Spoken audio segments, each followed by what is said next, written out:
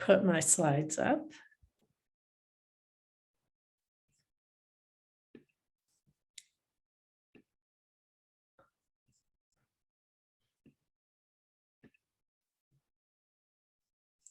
Some slideshow here.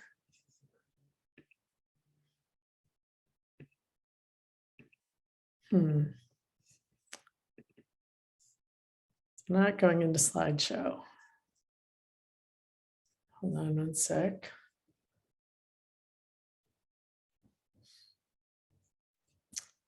Try this. There we go. Okay. So I want to welcome everybody to our CTSI, our workshop. It looks like we have good attendance, and I'm going to go ahead and get started because we have a pretty full agenda and a lot of really interesting talks coming up behind me. So unless Yanali or Lisa, do you have any announcements or things that you need to say first?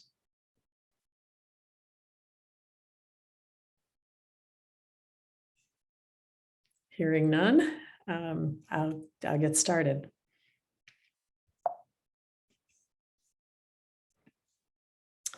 This is an outline for my talk.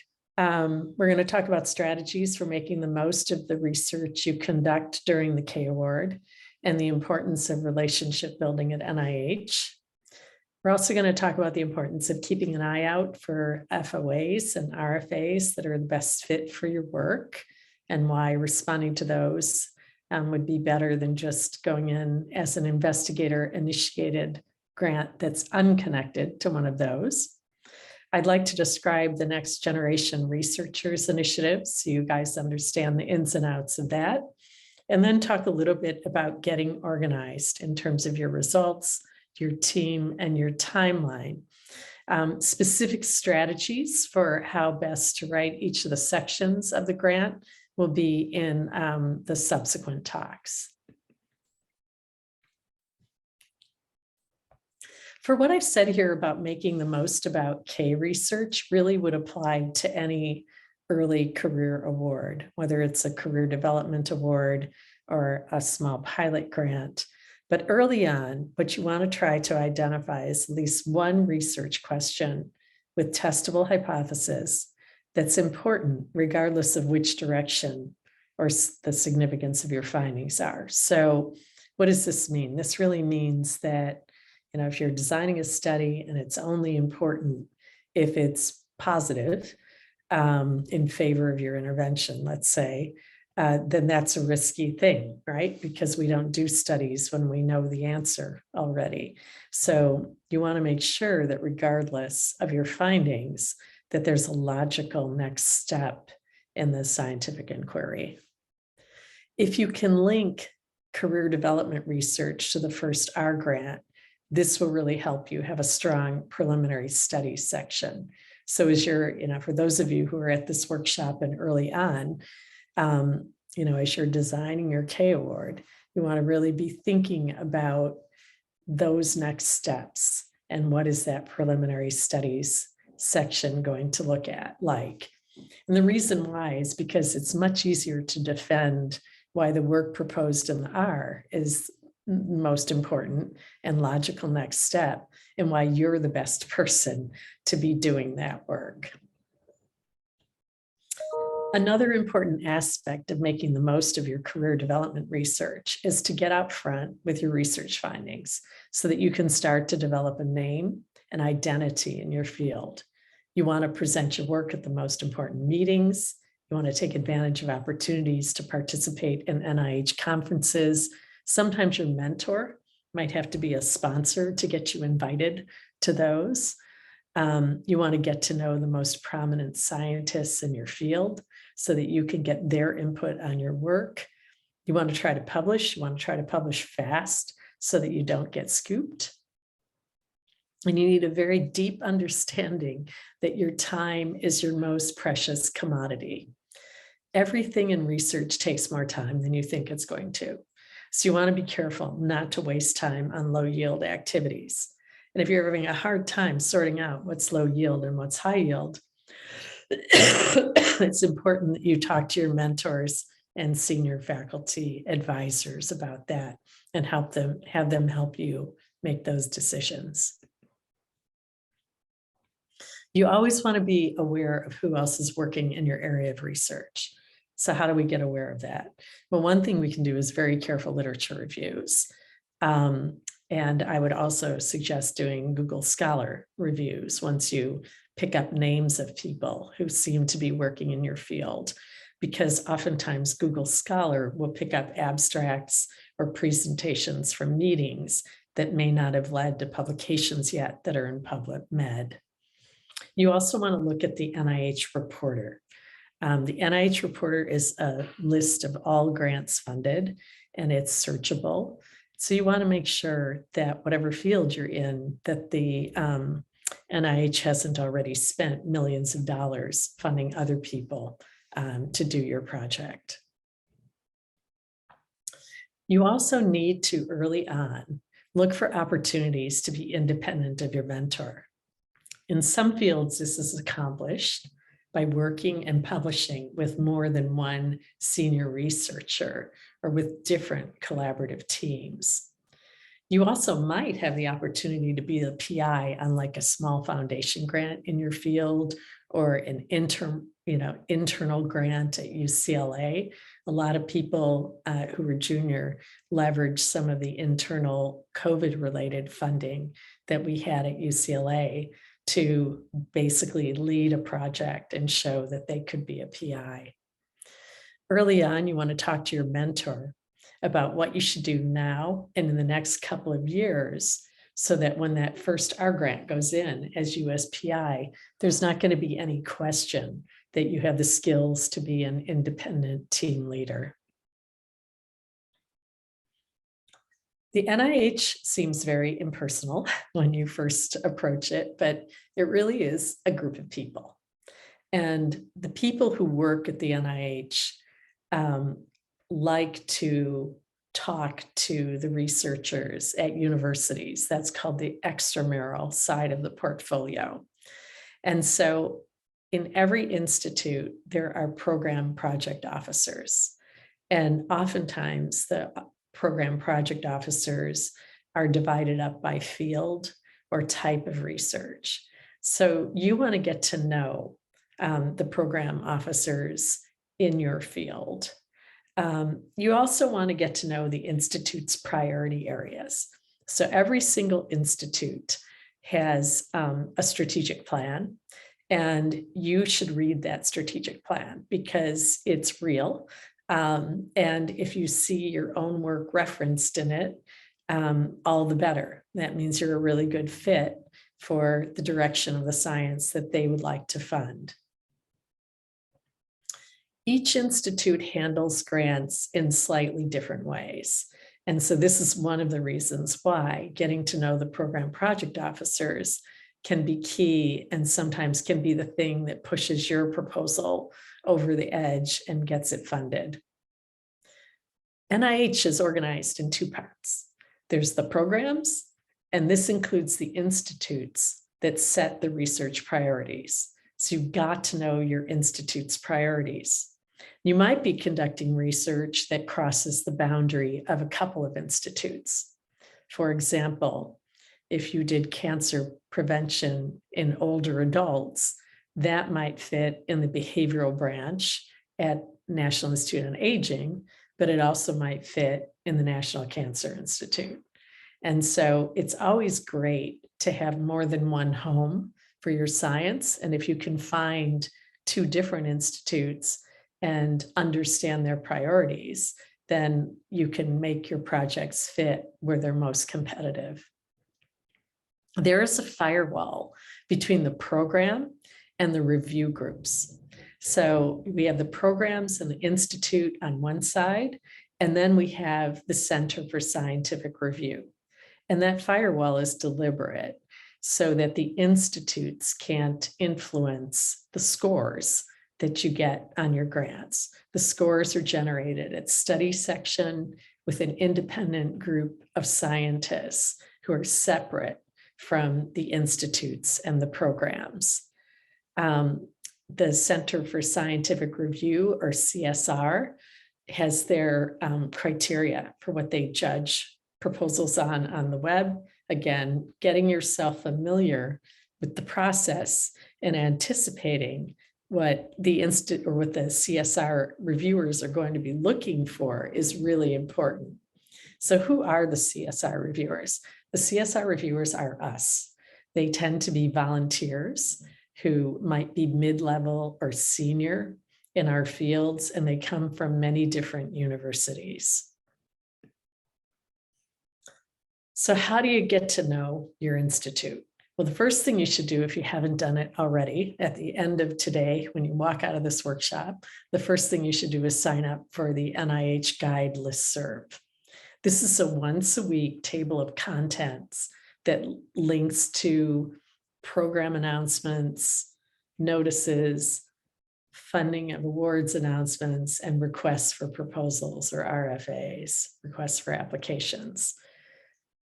Recently, a lot of the institutes have also added blogs, and they use the blog oftentimes to direct scientists to new initiatives that they have, specific instructions, sometimes statistics on how much they are funding, etc. So following your institute's blog and reading and skimming the NIH Guide, which gives you a different lens on what their priorities are, is a good idea.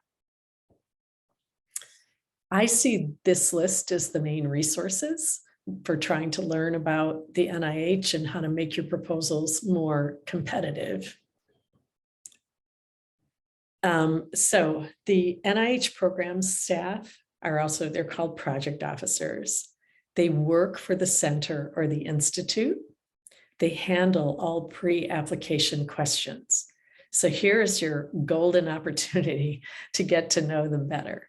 So once you've drafted your specific aims page and you've revised it like 6 times and you've shown it to other colleagues and you're feeling pretty good about it, then what you want to do is make a locked PDF, and you want to email it to a project officer for either a program announcement or a request for proposals in your area.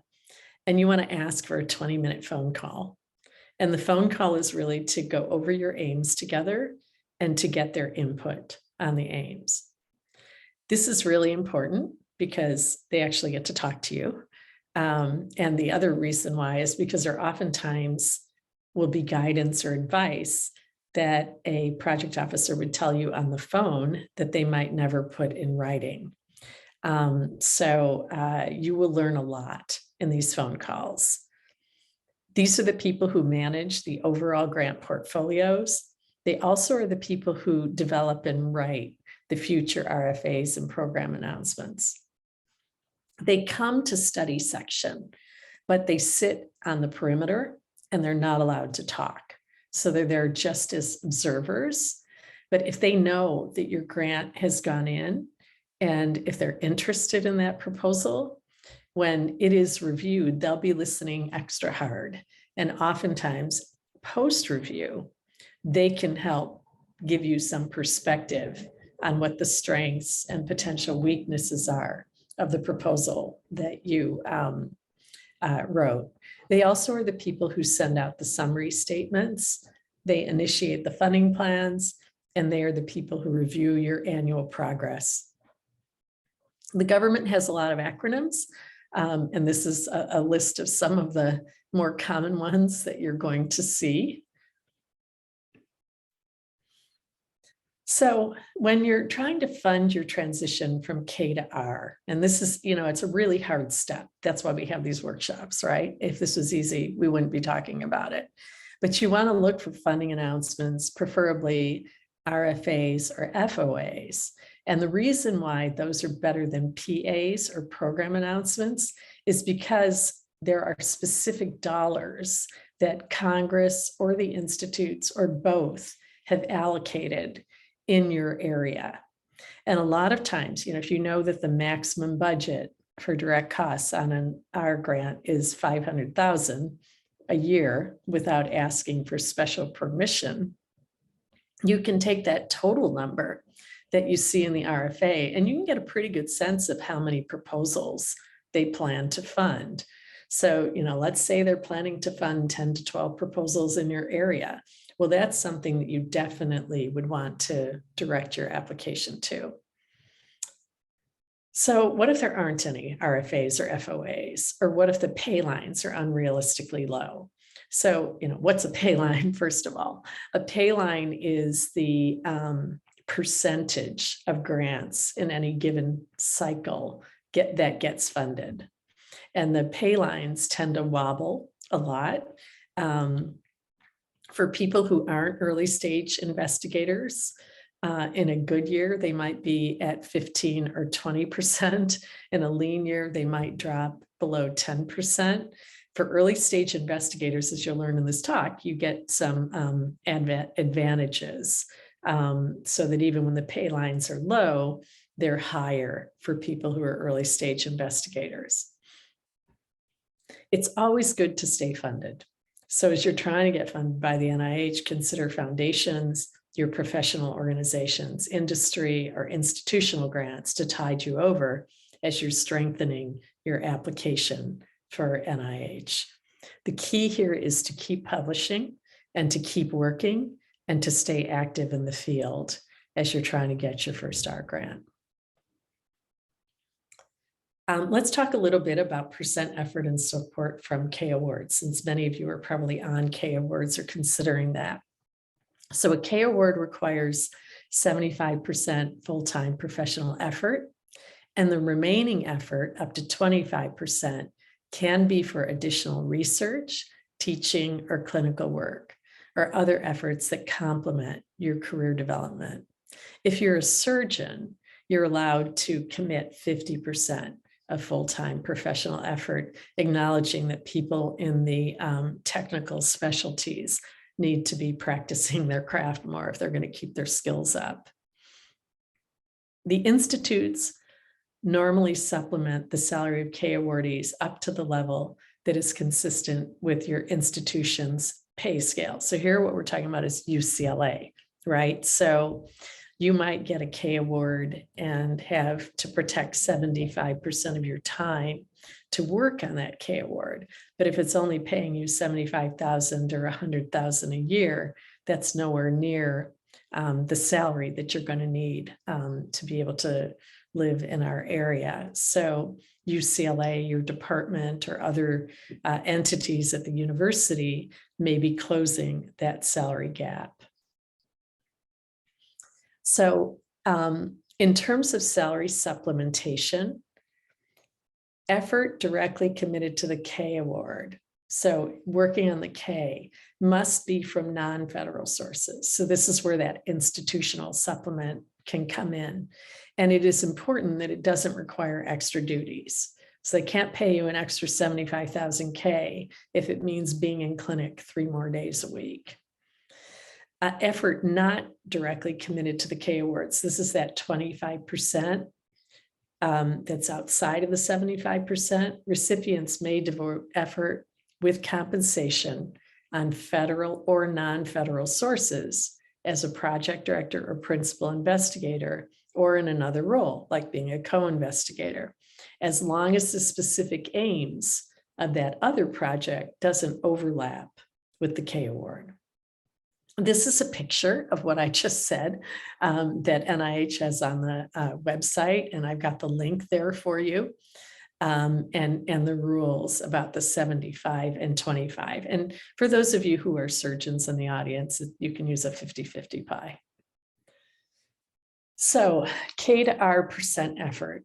During the last 2 years, so let's say you have a 5-year career development award or mentored award, NIH lets you receive concurrent salary support from any peer-reviewed grant from any federal agency and any non-federal source. But to do that, you have to meet the following criteria. You have to be the PI on the competing research project grant, or you have to be like the director, like the lead of a big research project that might be embedded in, say, a center grant like a P50. Your K award has to be active when the R, P, or U grant is submitted. And if the awarding entity has to approve the arrangement. So in these circumstances, you can, without reducing compensation from your K award, you can reduce your effort to 50% from 75. So this is the picture of what I just described. And in the interest of time, I'll have you refer to the link if you have questions, and certainly I can take questions later. So what are R grants? There's a lot of different types of R grants. The R01 is probably the one that we think of most classically, and it's used to support discrete, specific, circumscribed research project. It is the most commonly used grant program at NIH, and it's used by all of the institutes, and the awards are usually between 3 and 5 years. An R03 is a small grants program, and this provides limited funding for a short period of time for an array of different projects. And you can see the list here. Direct costs are up to $50,000 a year for 2 years of funding, and it's not renewable. This isn't a very popular mechanism because it's just about as much work as putting in an R01, and yet you only get $50,000 of funding for 2 years. The R21 is a developmental research grant. So let's say you want to do an intervention and you want it to be multi-site, but you want to work out the logistical bugs, the measurement issues, the enrollment issues. Well, you might put in for an R21. And R21 is limited funding for up to 2 years. And the combined budget for direct costs in the 2 years usually cannot exceed $275,000. So that's a lot better than an R03. And importantly, no preliminary data is required to submit an R21. So some people who didn't go the K award path may enter the NIH stream of funding from the R21. New investigators. So in recognition of the graying workforce of people who get and succeed with R-level funding, a number of years ago, the NIH recognized that we needed to do things to make it easier for new investigators who had not previously competed successfully for NIH funding get funded. So we're going to go over some of these policies. One category are early stage investigators. These are new investigators who are within 10 years of their terminal research degree or within 10 years of completing residency. And it can be longer than 10 years if you were out of the workforce on parental leave or because of any personal illnesses. The early stage investigators get a separate pay line, and it tends to be 5 to 10 points higher. Oftentimes on the initial funding, they'll be funded for all years requested. And the NIH tries to do an expedited review for revisions if you're within 5 to 10% of the pay line on the first submission. So this applies, importantly, only to R01s. So for some of us who are in fields where we do a lot of implementation science and we might be going in for an R18, there's not an early stage investigator advantage for those applications. The NIH also has something called the Next Generation Researchers Initiative, and they are really submitting a lot of money to this. At this point, it's about $1 billion a year. And it is to support additional meritorious early stage investigators and, importantly, mid-career investigators. So this creates a central inventory and tracks the impact of the NIH Institute and center's funding decisions on early and mid-career investigators with fundable scores. And it puts a greater emphasis on current NIH funding mechanisms aimed at early and mid-career. So if you're an early investigator with an R01 equivalent application that scores in the top 25 percentile, you're eligible for this initiative and your probability of getting funded is higher. And on the slide is the web link to learning more about this program. So you get special consideration if you're in that first 10 years and you get a score in the top 25 percentiles, or an impact score of 35 if it's an application that's not being percentiled. So not all programs percentile applications. So if you've applied to a program that doesn't do that for what you're responding to, then it's the absolute score that determines if you're eligible for these funds. And for the mid-career people, you have additional eligibility. So you have to tell the NIH that you're at risk of losing all support if you don't get this grant. And if you're, a particularly promising investigator currently supported by a single one, R01, you can get priority for this. There's another new mechanism called the CATS Early Stage Investigators. And this was an opportunity to support applications that's a change in direction for an early stage investigator from their past work and experience.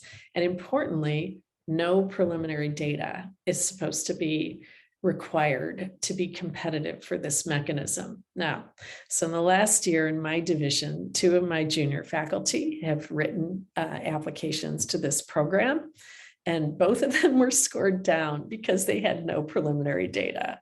So, I don't know if the word has really gotten out to the study sections that they're not supposed to be looking for preliminary data with the CATS awards.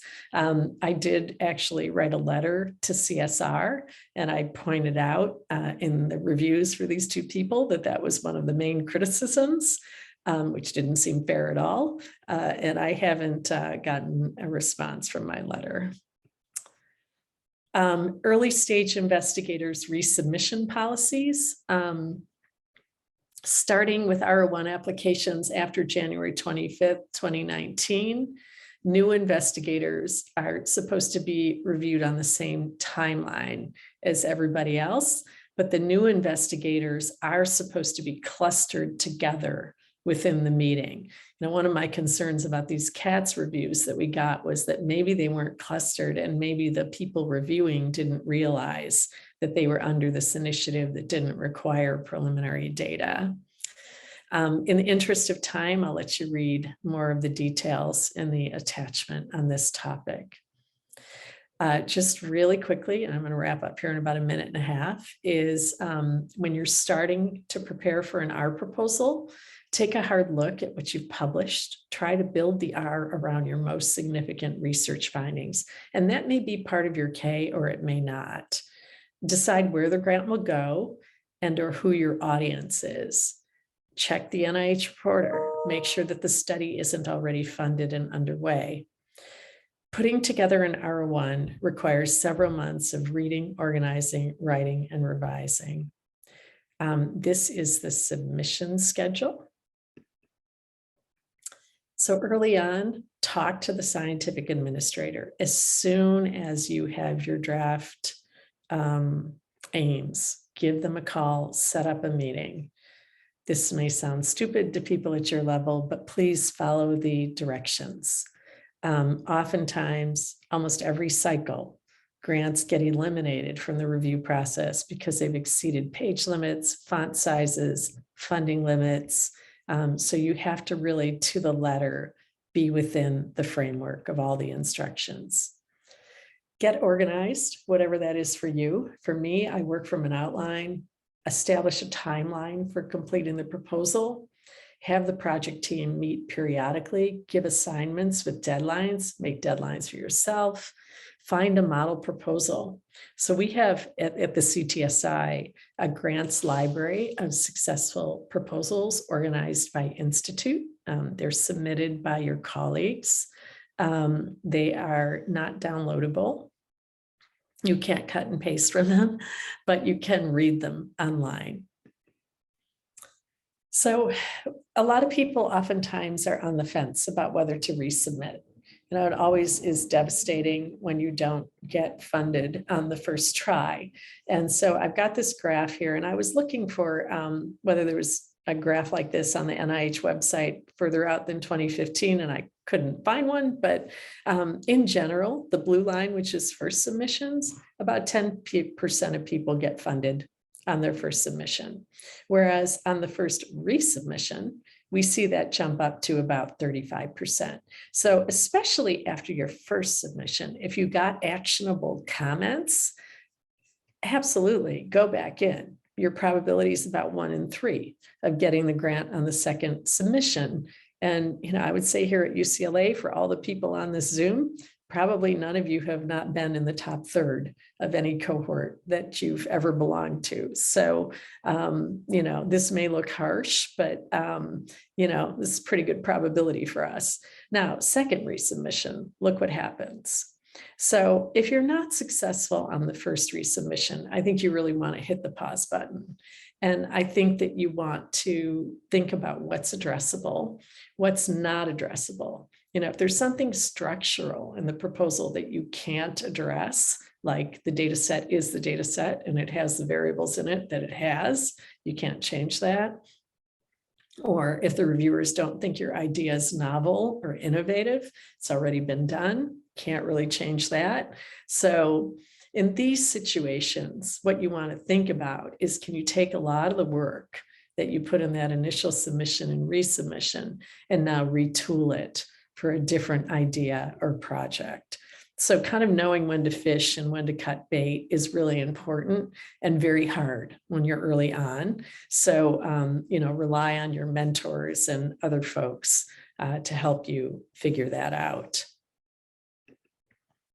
So in summary, things won't go as smoothly as this talk sounds. Be flexible, take advantage of unexpected opportunities when they come your way. Be very protective of your time, be strategic, keep doing the research you love, and you'll be in the strongest position to compete when it's right to submit for an R01. So I'm going to stop there and turn the podium over to the next speaker. I don't think I have time for questions if we're going to stay on track here. Thank you. But we do have a Q&A coming up.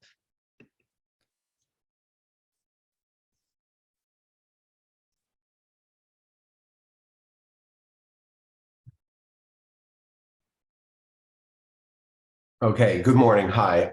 I'm the next speaker. I'm Bill Parks at Cedars-Sinai, and I will be talking on a tactical approach for preparing your grant application.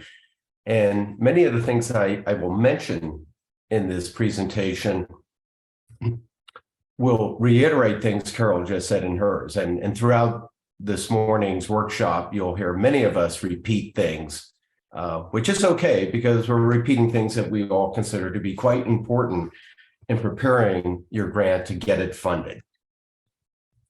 So I will be talking about emphasis on R01 submission, preparation timelines, and then I'm going to talk a fair bit about reviewers and review criteria, because I think that gives you good insights on things that you need to address in your application. And then I will complete with a brief, a few slides on presentation tips. And basically, I'm going to be taking you through this process of you preparing a grant, getting it to your grant administrator, the institution who submits it to the NIH, how it is reviewed, and then how it returns back to you. So my central recommendations are read other grants, and ideally successful grants, less so with unsuccessful ones. So do take advantage of the grant library through the CTSI, and also talk to your mentors and others around you to look at their applications. When I was starting out, this was extremely helpful for me in learning how to prepare a successful application. Become familiar with the grant submission process, rules, and deadlines. I will go through that, and not just the NIH, but also your institution rules. And again, as Carol was pointing out, give yourself plenty of time, and also get as much of the administrative stuff like letters, budgets, etc., done or lined up early. Get them out of the way so you can focus on the meat of the application, which is the research approach. And also get feedback from your mentor advisory committee. Ideally, you have an advisory committee, other faculty, your peers, and workshops like this workshop that you're attending on your grant application. So first, I'll talk about preparation timelines and this part where you're preparing a grant, getting it to your administrator, and then the institution offices that handle grant submissions. So things that you should be doing is be familiar with the NIH forms, rules, etc. And as Carol was saying, identify your group grant administrator and tell this person you're going to submit an R01. Well, it would be for February 2023. We're already past 2022. And you should do this several months in advance. And why? Because you're not the only one who's submitting a grant for this deadline. And so this person is probably having to handle several grant submissions. And you don't want to pile a bunch of work on them at the last minute. So it is important to meet with this person early to organize it. And what you do is that you basically would most likely be emailing your documents as PDFs to the grant to this person. And many of these things you can get done early. And then they upload the components and build the application. And then the institution is the one who actually submits it to the NIH.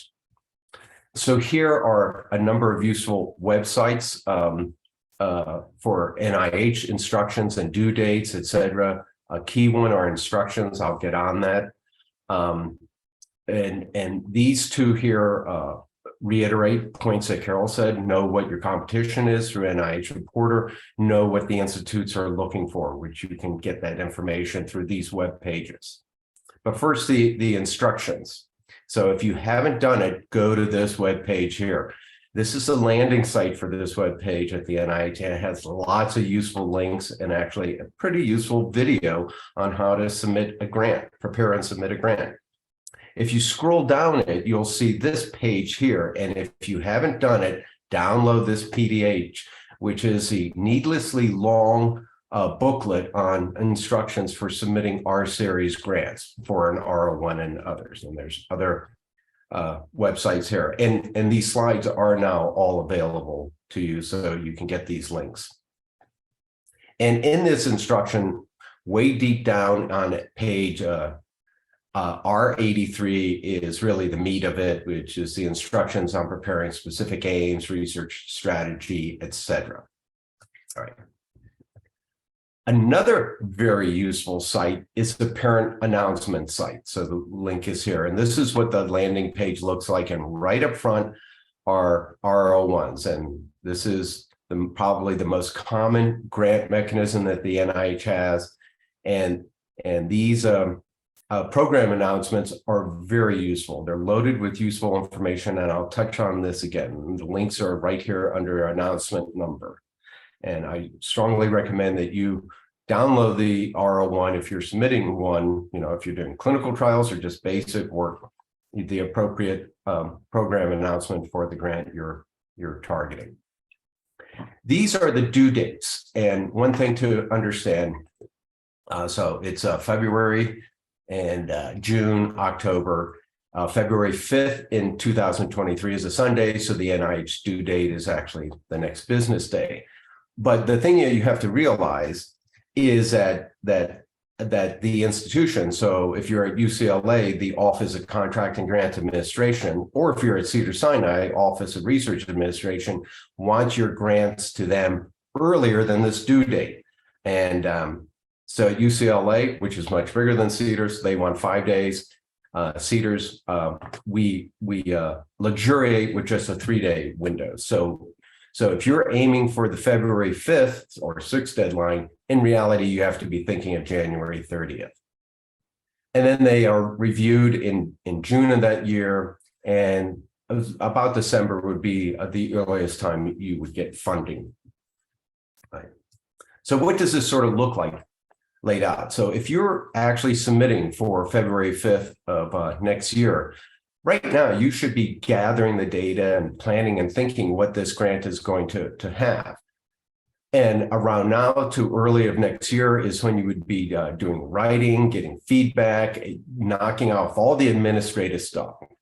And then in early February, or actually late January, when it's due to the institution, it would be submitted. It would be reviewed in June. If you get a fundable score, maybe by December of the end of next year, you would get funded. But as Carol just pointed out, very few grants get funded the first time. And everything we do in this profession is we revise. So now you have to resubmit it.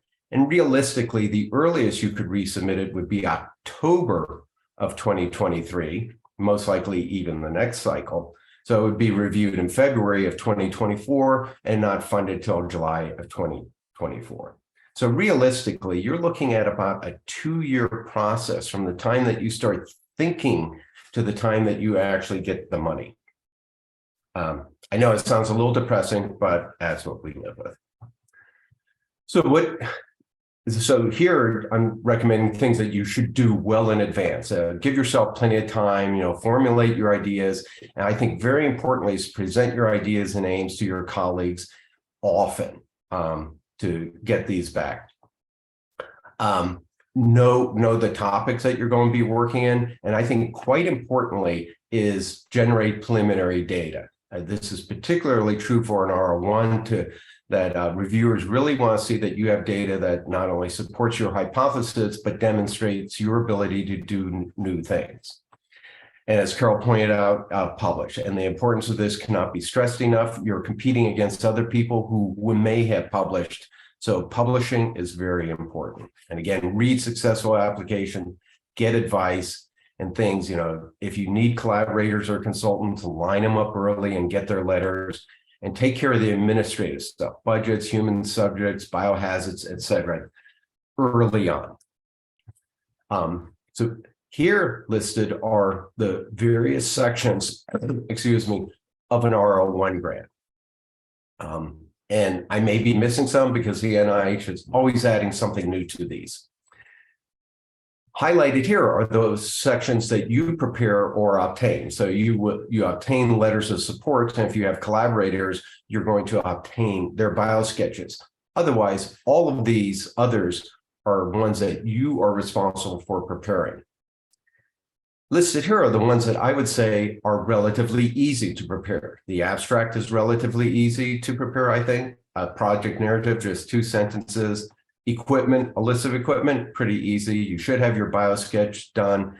The letters of support are easy to generate, and some of these others, like the PHH assignment form that I'll mention shortly, is very easy to prepare.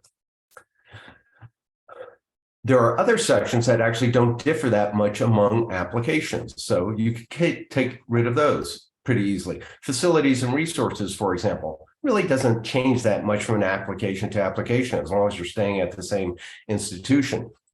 And some of these others, like resource sharing plan and authentication of key biologics and chemical resources, the forms I use for these have been the same for several years. There is no reason to change them. Maybe customize it a little bit for the application, but for the most part. And if you're doing human subjects or vertebrate animals, in my experience, they don't change dramatically from application to application. They do, especially like, for example, I'm a mouse lab, and so we do have customized things in each grant for vertebrate animals, but they don't change that much. Much of the text in this document can just be reused from application to application. So these are things that you can knock off early in the preparation of your grant. And the ones that really require the most effort, so human subjects and vertebrate animals do have a bit of effort put into it, especially if these are new studies and you have to create these forms de novo. It can be a little bit of work. But really the meat of it, the ones where you're going to spend most of your time, are specific aims and the research strategy. So the point is to get that other stuff done so you can spend time on the sections that really matter most to reviewers. So now I want to talk about the review process and really this stage of the cycle of how it gets submitted to the NIH, goes to study section and reviewers.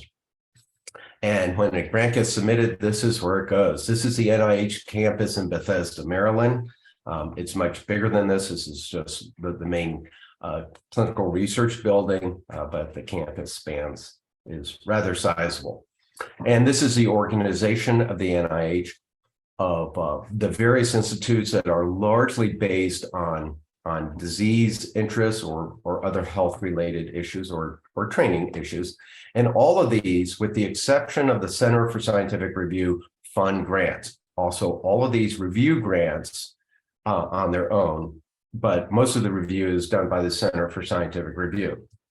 And breaking that up among grants, it sort of looks like this. So RPGs, which are research program grants, which include R01s, are overwhelmingly reviewed by the Center for Scientific Review. This is opposed to like all K-series grants are reviewed by their institutes. But it doesn't matter if your grant is being handled by Center for Scientific Review or the specific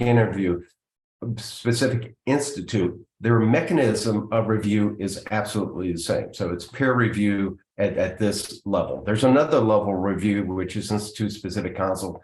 I'm not going to talk about that. It's basically they don't change anything that's recommended at the peer review level, which is here. And so the fate and evaluation of your application. So once it gets is what institute will go to and what study section is assigned. And you actually have some influence over it. So there is what's called the PHS assignment form, which is a form that your administrator will fill out, but you will provide the information for it. And you will recommend what institute it goes to, what study section can review it, and if there are any conflicts, like people who serve on the study section that maybe hate you or hate your mentor, maybe you might want to remove them. And the NIH is very respectful of this.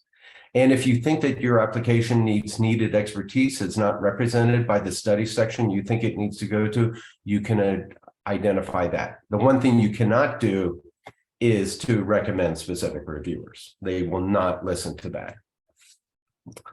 And again, these are the people that you can interact with during at the NIH during the preparation and review of your application. And there are two folks, the program officer and the scientific review officer.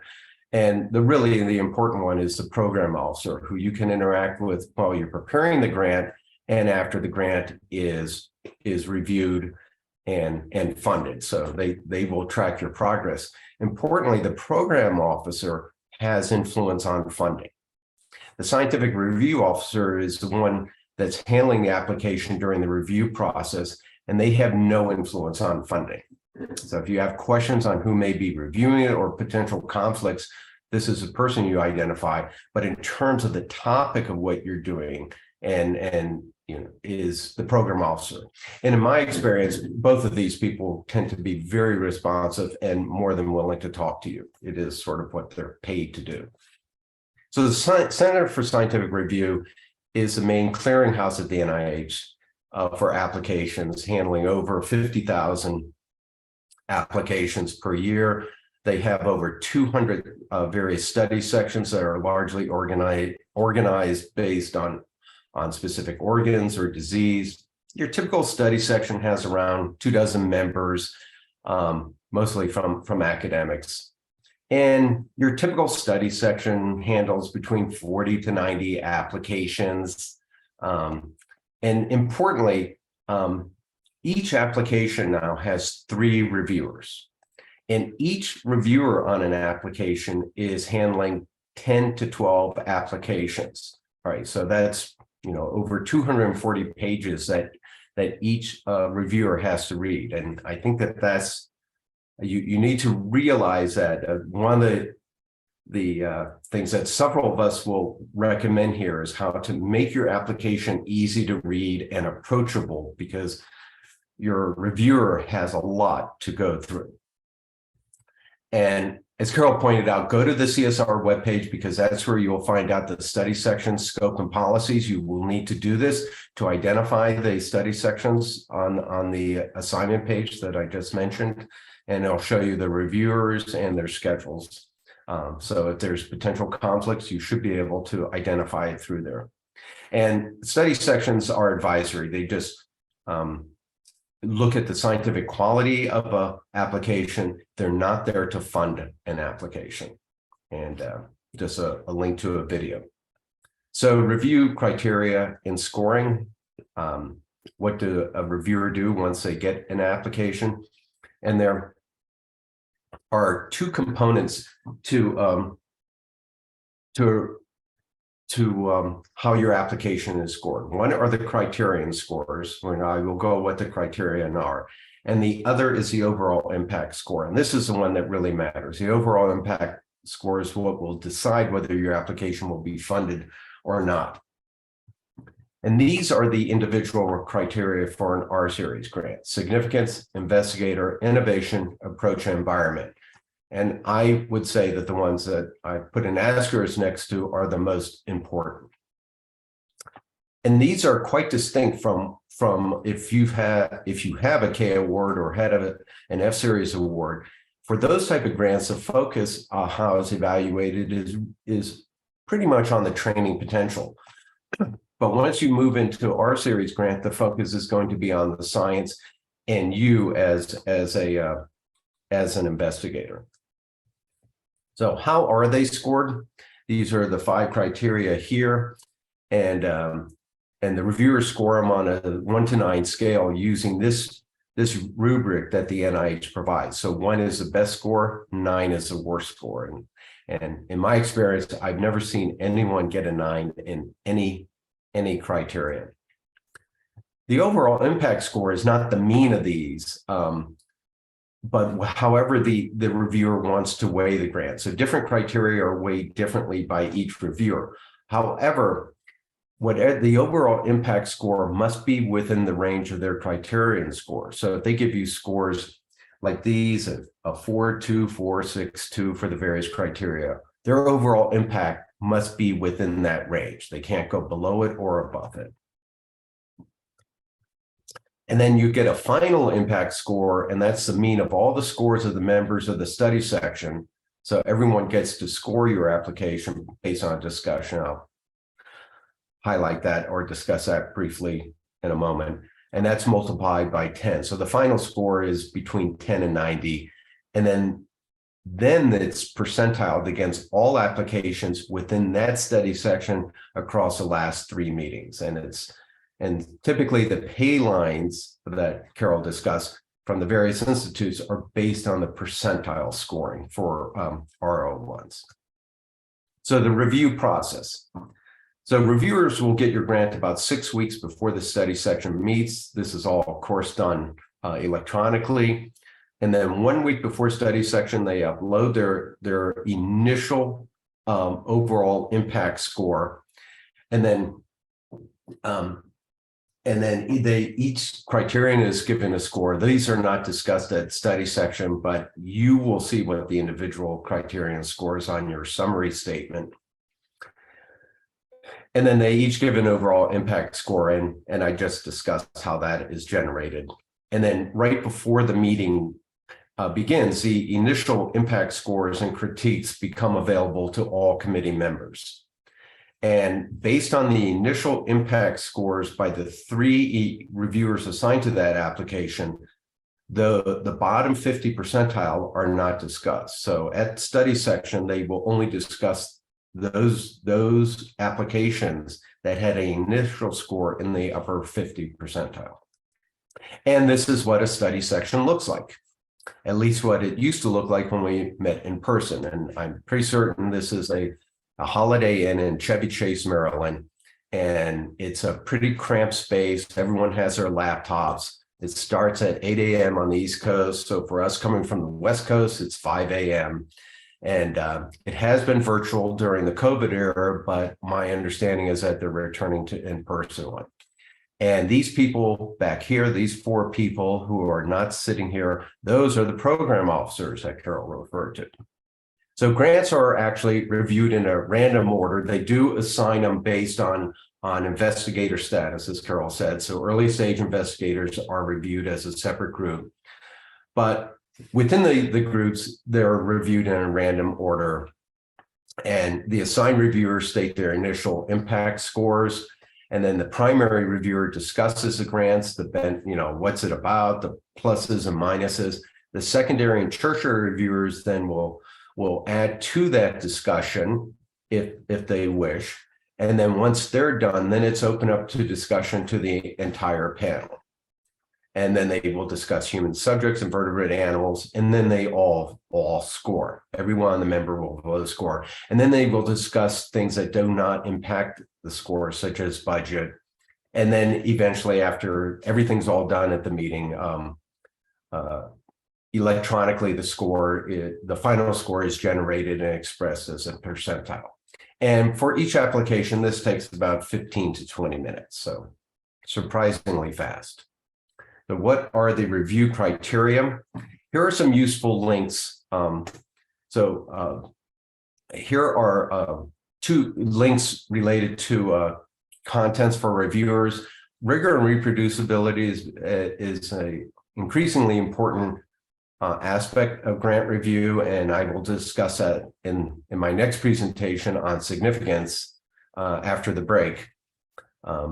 This is a very brief document on instructions, but you'll get much more insight if you go to the parents' announcement site. So this is what a landing page looks like here. If you go to the parents' announcement site, so I showed you what that looked like before. If you click on R01, it'll bring up the program announcement. If you scroll down to the table of contents, I highly recommend you read these 2 sections here, particularly application review information. That will spell out what they want the reviewers to look for in your application. It's a pretty useful site. So again, here's the components of an R01 grant, and these are the components that reviewers are going to care about. These are the components typically reviewers are going to look at, or just to make sure like that it's present. But these are the ones that they really care about. And overwhelmingly, specific aims and research strategy will be the ones that really drive the score. But all these others are related to the scored criterion, and so they're pretty important. And so many of the things that will be talked about today relate to these sections. One thing I will talk about in terms of the review criteria for investigator, and this is particularly true for early stage investigators, is independence. So the NIH rules is that independence is not a review criteria. In fact, the rules are it cannot even be discussed at study section. However, the reality is that it's in the reviewer's mind. And so if you remain, and this is my advice, if associated with your mentor, include a letter from your mentor confirming your independence. And also, I do recommend that your mentor is not listed as key personnel. And if you happen to be working in their lab space, don't say you're working in Dr. So-and-so's lab space, say that your lab space is within the department of whatever. And also, if you're an early stage investigator, I recommend getting a letter from your department chair indicating their commitment to you and confirming your independence. And then finally, just a quick overview on presentation. So one is formatting. In this box here are all the components of an R01 that you will prepare as a Microsoft Word document, assuming that you're using Microsoft Word or whatever word processor. And NIH is, it's strict 0.5-inch margins, no header or footers. I recommend 11-point Arial, but the NIH is very flexible on that. You can look at their instructions on fonts here. But do submit, when you finalize it, submit it as a PDF. Why? Because the PDF will lock in any formatting you put in, and it won't get screwed up in the process of uploading the file. And I also think grant.gov only wants PDFs to be uploaded.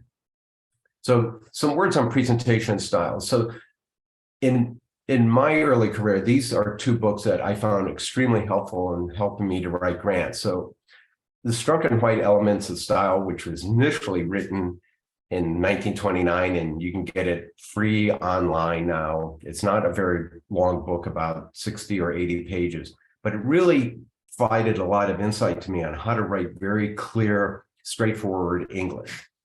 And then Barbara Gestel's and Robert Day's book, which is now, I think, approaching its 9th edition, on how to write and publish a scientific paper, I have found to be an extremely great guide, and it's also written with a lot of tongue-in-cheek humor in it, but it provides a lot of practical advice on how to prepare either by a paper or grant submission, and how to write it in clear English.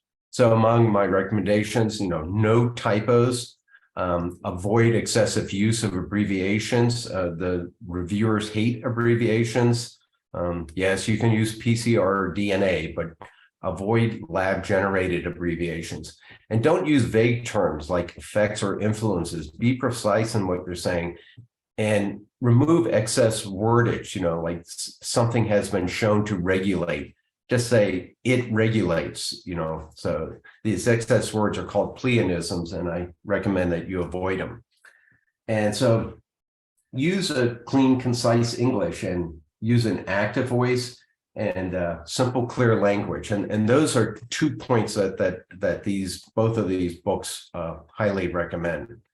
And paragraph and spaces don't make your application look dense. So as I said, your reviewers have to read multiple applications. And one of the things that they're going to do when they download the PDF of your application is just page through it. And if it looks like this over here, as opposed to this over here, they're already not liking your application. And just think of, what would you rather read? 250 pages that look like this, or 250 pages that look like that? So the spaces between the paragraphs seems simple, it's important. And flow, that learn how to have a logical transition from sentence to sentence and paragraph to paragraph, and really do the work for your reader. Make conclusions on what you're talking about. It may be obvious to you, but not necessarily to your reader. And outline the sections. There's 1,000 different ways of doing that. And again, if you read and look at successful applications, you will see how this is done. And so that really is going back to my central advice. And with that, I will complete my application, and thank you for your attention.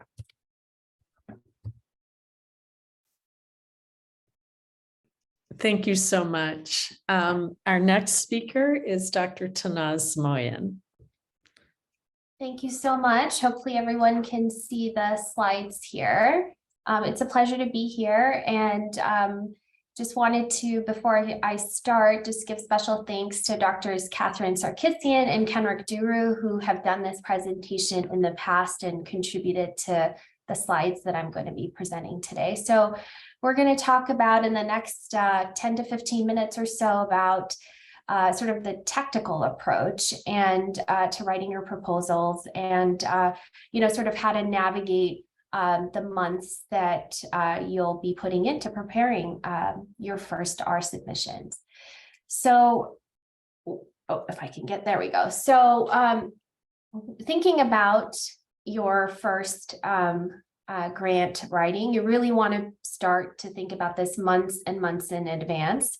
I have 4 to 6 month timeline at the top of this slide, and I would say that that is really the bare minimum. And thinking about your proposals even in a year in advance obviously would give you a lot more flexibility. So the earlier, the better. And so what are you going to begin to work on? And so, of course, thinking about high impact topics that you love, that you're excited to be creative about. And for many of you, this will probably be, hopefully be a natural extension of, sort of your career development awards already in play. We usually start by drafting the specific aims and really thinking about, right, the big picture, and trying to put together the team that you're going to be working with. Really important to do as early as possible is meeting with your administrative team. So the fund officers, the grant preparation team in your respective divisions or departments, to really map out the calendar and divide the tasks. There are often key dates for ours. There typically aren't LOIs that need to go in, but some of the other types of grants and merit, for example, the VA often requires an LOI to be submitted months in advance. So really to think about those key dates. And of course, to then begin to sort of apply those with the team you're thinking about putting together to make sure that the timeline is aligned with their schedules as well. An important resource, which hopefully most of you have heard about, is the CTSI Grant Studio. So if that's available and an option, to definitely think about those as well, because you will be able to get folks that you're not necessarily working with directly or on your team to also review your aims and give you feedback, which is always absolutely helpful. So with that sort of prep work a couple months in advance, what do you do 3 to 4 months out? And you've heard the importance of meeting with the program officers and the program officials, I think, in every presentation so far this morning. And I really cannot stress enough the importance of building relationships with POs. And, you know, doing this for the first time might feel a little bit awkward, but they really do love seeing sort of junior folks, their K awardees, really be able to make this important transition and milestone to their first R01. So building those relationships is really important. Obviously, I have usually done this with emails initially, but oftentimes they're really happy to jump on a Zoom or on a phone call and really talk with you in more detail about your ideas. They will often read your aims and give you feedback, and so make sure to ask them about that.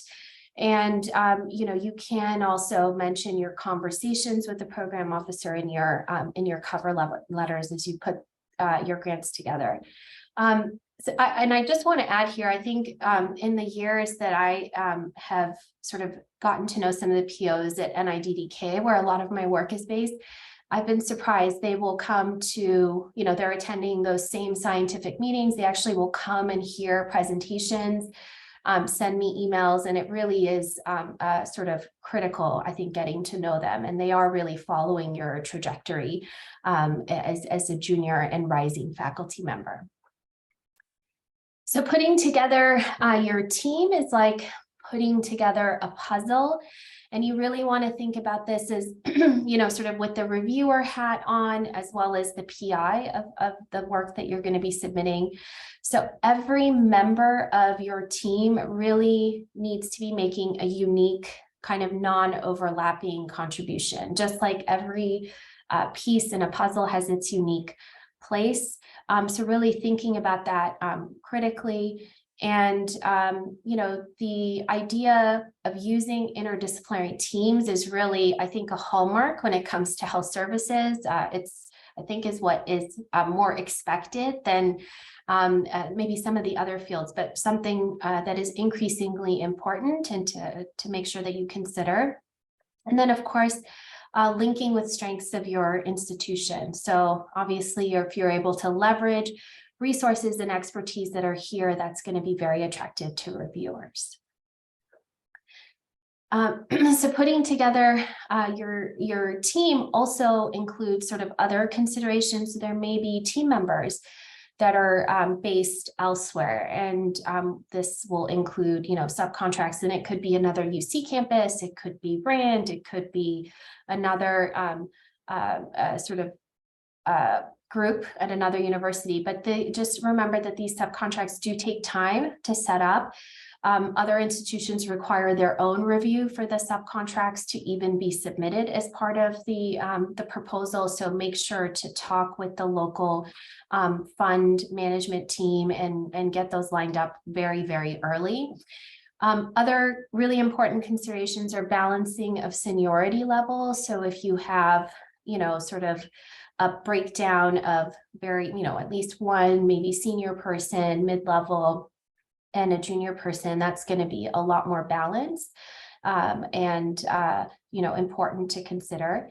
And then thinking about your division needs and, of course, the people you want to work with. So we're very fortunate to be part of really, I would say, a really huge network between UCLA, the VA, and other folks that Cedars, Harvard, you know, sort of this entire network. So there's a lot of potential resources and expertise to tap into and to be thinking about those as you're putting your teams together.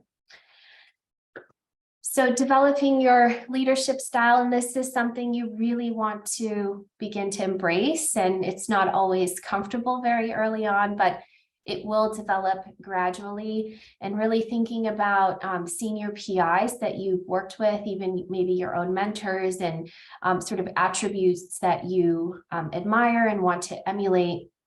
And also formal leadership training. So there's some really wonderful opportunities available. I just about 2.5 years ago did it was a women's leadership program through the school of business here at Anderson. But there's really lots of opportunities around. And so look into those as well. And then thinking about your team, sort of as the leader, you are the team captain. And so folks are going to be looking to you to understand their exact role, really thinking about expectations of what you need to be successful, and trying to be as clear as possible in terms of, sort of communicating your needs. And so even specific things like how many meetings you want particular co-Is to attend. Of course, what % time might be covered as part of this proposal, and even something that seems like it's a little in the weeds, but it's sure to come up. Hopefully you'll, sort of be funded for the work, but really thinking about authorship and sort of papers and how you might organize your approach, again, as the team captain. Another thing you want to be doing very early on is budgets. There's sort of this tension, I would say, between being, sort of practical and, making sure that, you're not, you don't feel like you're asking for too much or exaggerating potential costs, and really being balanced. You can, again, talk to the program officials about some of these questions. I found actually that our fund management teams, just given the number of proposals they've seen go in, have offered me really invaluable advice about budgets. And of course, we have lots of other grants that have gone in before mine, and so we can look at costs for things that might be included, like qualitative transcription, for example. One of my first proposals, I was really under budgeting that, and so that was a pretty easy thing to fix with just me asking the right people about that. And that's not something I would want to ask my program officer. Of course, I'd want to ask someone who's here locally. And you really want to be careful about not putting in a budget that's too low, so really undercutting yourself. Those lower budget proposals are attractive, but you have to make sure that you can feasibly do the work. And the budget justification is really critical, and being very clear about what it is that you anticipate needing and why. And as a PI, obviously your own salary is a line item on the budgets. And so, sort of considering to, sort of ensure that you're putting in a reasonable amount of time. This is your first big, grant. And so it shouldn't go in with a 5 or 10% commitment on your part. So consider as much as 35%, 25 to 35% would be, I think, what they would expect to see. And then just remembering that the co-Is, if they're all listed at 5%, that's going to be a red flag too, right? Because this is your first big award, and you will need to be supported by that interdisciplinary team that you're putting together. So again, just a reminder about not under budgeting. So there's all of these little things that go into budgets. And this is, again, sort of something that you can talk with folks on the grant preparation side, and they're going to have lots of advice for you. But things like data storage that we might not be thinking about in advance, even publication fees, sometimes will come up. So lots and lots to think about. And travel, I have to say, to scientific meetings, to make sure that you're including that. And that has obviously gotten a lot more expensive. So make sure that those estimates are up to date. So getting into the meat of what is the sort of the fun stuff, right? So actually writing your grant. And we always, sort of start with the aims, kind of the big picture, but really the approach or methods is absolutely, probably, I would say, the most important. It is the make or break, I think, when it comes to grants that are often not funded on the first round or even the second round. And so really make sure to spend the time, write this first, don't wait. There will be numerous iterations of this. And as your expert team members will, sort of be weighing in on drafts, many drafts of the approach that might be revised before the final version. And then to remember, obviously, your audience. So that wonderful picture that William Park showed, with the group sort of huddled in the Holiday Inn. Remember that audience often may have very few physicians in the room. They often know nothing about your area of research. And so you really want to make this as easy as possible and be as convincing as possible. So one of the reasons I love writing grants, I feel like it's my opportunity to convince that audience why, the thing that I am most passionate about is the thing that they should be also most passionate about. So really a clear and convincing writing style that has a natural progression, and you're sort of walking the reviewer through that little maze that you're putting together for them. It's really about telling your story. And Carol mentioned preliminary studies, and this and publications have come up already this morning, but really what are the things that you've done? And also you can obviously talk about work that or findings from other groups that sort of contribute or highlight the importance of the test or the hypotheses that you're proposing in your submission, but really that there's a story to tell here, and it should be engaging and it should be convincing. And it's very, very important to show that the team you've put together has the experience and the expertise to do the project, right? So if you're, even if the story is convincing, if the team, if there's question about the expertise on the team, that can also be really a make it or break it kind of Achilles heel issue. So really thinking about those two things, and they kind of go hand in hand. Another really important area, and this is, when we sit on review section where, sort of there's lots of debate about what the potential obstacles and trade-offs may be, and how you're going to address them. So as you're putting together your proposals, there's lots of decisions you're making about the approach and the methods.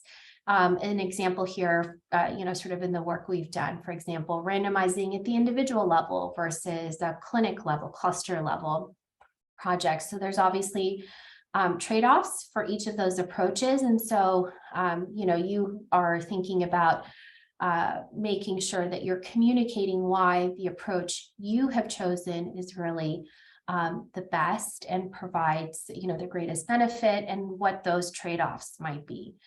And I would say that a lot of folks will do this throughout their proposal, but in many of the grants that I've reviewed, and I think it's become very common practice sort of at the end to actually have a sort of a paragraph or two that specifically focuses on sort of limitations and potential obstacles and how you might deal with potential problems. And this is, I think, really important for reviewers too, and they are going to be looking for this.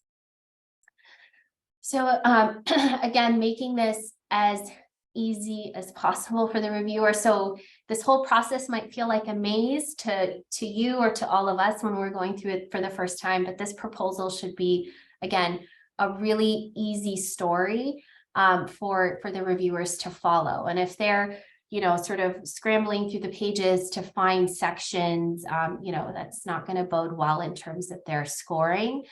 And so again, using exact language from the program announcement. So the example here in quotes, so the stated aim of this program announcement is, X, Y, and Z, and our project addresses this by whatever, A, B, and C. So really trying to, again, convince the reviewers that you have put a lot of thought into your proposal, and that it's really well aligned with details within the program announcement. And, these bulleted sections that William Parks went over, sort of the exact areas that you're going to be scored on. I think, again, trying to organize these as well. And so in many proposals, we'll see, these bulleted subsections, significance and innovation investigators and so on. And again, so if a reviewer has read your grant, but, is doing their scoring, they can easily reference and go back. Again, there's so many pages that they're sorting through when they're doing their reviews. So this is my last slide, and just, again, common pitfalls and to try to avoid them is obviously doing this too last minute. You really want to get your abstract, your aims done early and circulate that amongst your team members. Not to be unjustifiably overambitious. So we always want to do more, but really making sure that it's realistic. Reviewers will be looking for this, right? So if it doesn't seem feasible, it's not going to get funded. And, and you do that by talking about studies you've done, benchmarks, the alternative plans, the trade-offs, and obviously all the great support you have here to get this done. And last but definitely not least, obviously having fun. That's the most important part. If you're not enjoying this, we're doing something wrong. So enjoy the process. Thank you.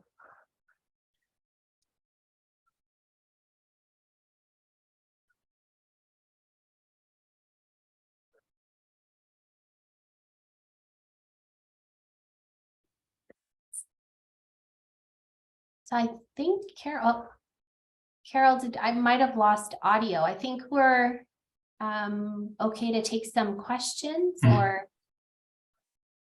Yes, we have a question, and Okay. Carol looks frozen. Yes. Hey, Mitch. I'll come on too.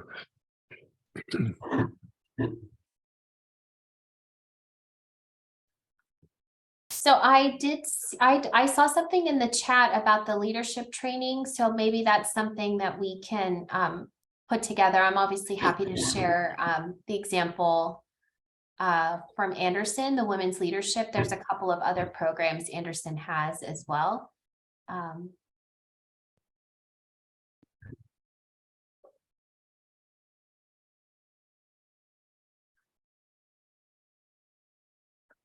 So There's another chat question about elaborating on addressing the specific review criteria for each grant section.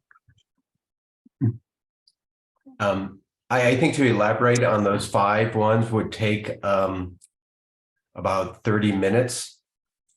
In my presentation on the program announcements, those review criteria that all the announcements will discuss, we'll go through each of them in fair detail of what they count. I will say, as I saw highlighted, I think, and I'll bring this up after the break, that innovation is probably not a big driver. Environment tends not to be a big driver. And I don't think we talk about environment in this one, but where environment can really suffer, and the other speakers may want to address this, is if you need specific resources, for example, you're doing clinical work and you don't have access to the type of patients you need, that could be a defect in environment. However, in my experience, environment has not been a large driver of the success of an application. Thanks, Bill. Sorry about that. I never lose my internet connection except for when it matters. So let's continue with a few more of the questions. I know there's some questions in the chat. I'm here on my phone. I don't know if others can read the questions in the chat and prioritize. Mitch, can you see them? Yeah, I can read them. I just wanted Great. to comment on the last issue, and I just maybe ask a reflection on from Tannaz and from Carol. So, Bill, you mentioned that innovation section doesn't tend to be a big driver for the overall impact score. And I think that may be true for basic science grants. Tannaz and Carol, do you think that's true of health services research grants? I actually think it is a big driver of the score. And for example, I was helping somebody address some reviews yesterday, one of my mentees, and this person put together a pretty sophisticated mediation analysis to really understand how much of the health disparity in incidence and severity of Alzheimer's. Oh, no. Lost again. Well, I couldn't agree more with Carol. I don't know this particular grant that she's referencing on the Alzheimer's, but I have seen really well-written grants, fantastic, really high scores on the approach, but actually didn't end up getting an overall sort of fundable score because innovation was seen as minimal to none. And I've heard, reviewers will talk about minimal gains or incremental sort of iteration. So I agree. It's very, very important. Yeah, I think one thing that's very different about basic science and health services research is the basic scientists really do build upon a fund of knowledge mechanistically, where most grants sort of intuitively are innovative because they're pushing the boundaries of what is known. In health services research, it's a very different type of grant.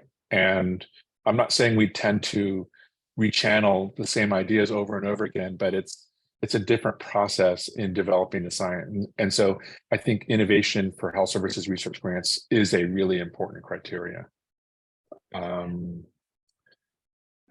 Okay, let's maybe. Let me can I just interrupt for the basic science?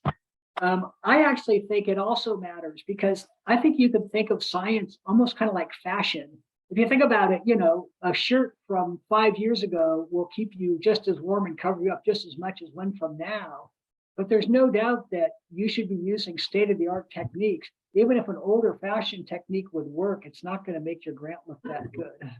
So for example, as a just common thing, Southern blots are great for looking at RNA expression, but you should be using, quantitative real-time PCR. So there's no question you should try to take advantage of the most cutting edge research you have access to. It will definitely help your grant, even for basic science. Fair enough. I'm going to ask the next question here. If you receive an R03, R21 type grant, are you later ineligible for ESI status on an R01? Definitely not with an R03, but yeah, I don't think R21 counts against you either, right? It does not. Yeah, that's correct. Right. It does. Also, is the ESI mechanism also for these smaller grants? Is there an ESI advantage for R03s, R21s? No. Yeah, I don't believe so either. Yeah. I think we should also mention how submitting a multi-PI grant, if you're an early stage investigator, affects your early stage status. So you want to comment on that? The only thing I know is that if you submit a multi-PI grant, your early stage investigator status does not count. Correct. The grant will be reviewed as a normal grant. So you're sort of wasting that. But now if you submit another R1 after that, I guess you have lost your early stage investigator status since you have already had an R1. So yeah, once you hit an R01 as an early stage investigator, you lose the status, which is fine. So submit your first R01 not as a multiple PI, but as a sole. Yeah. Make sure you get that handicap. And another related item is if you have a K99 ROO grant, you still keep your ESI status.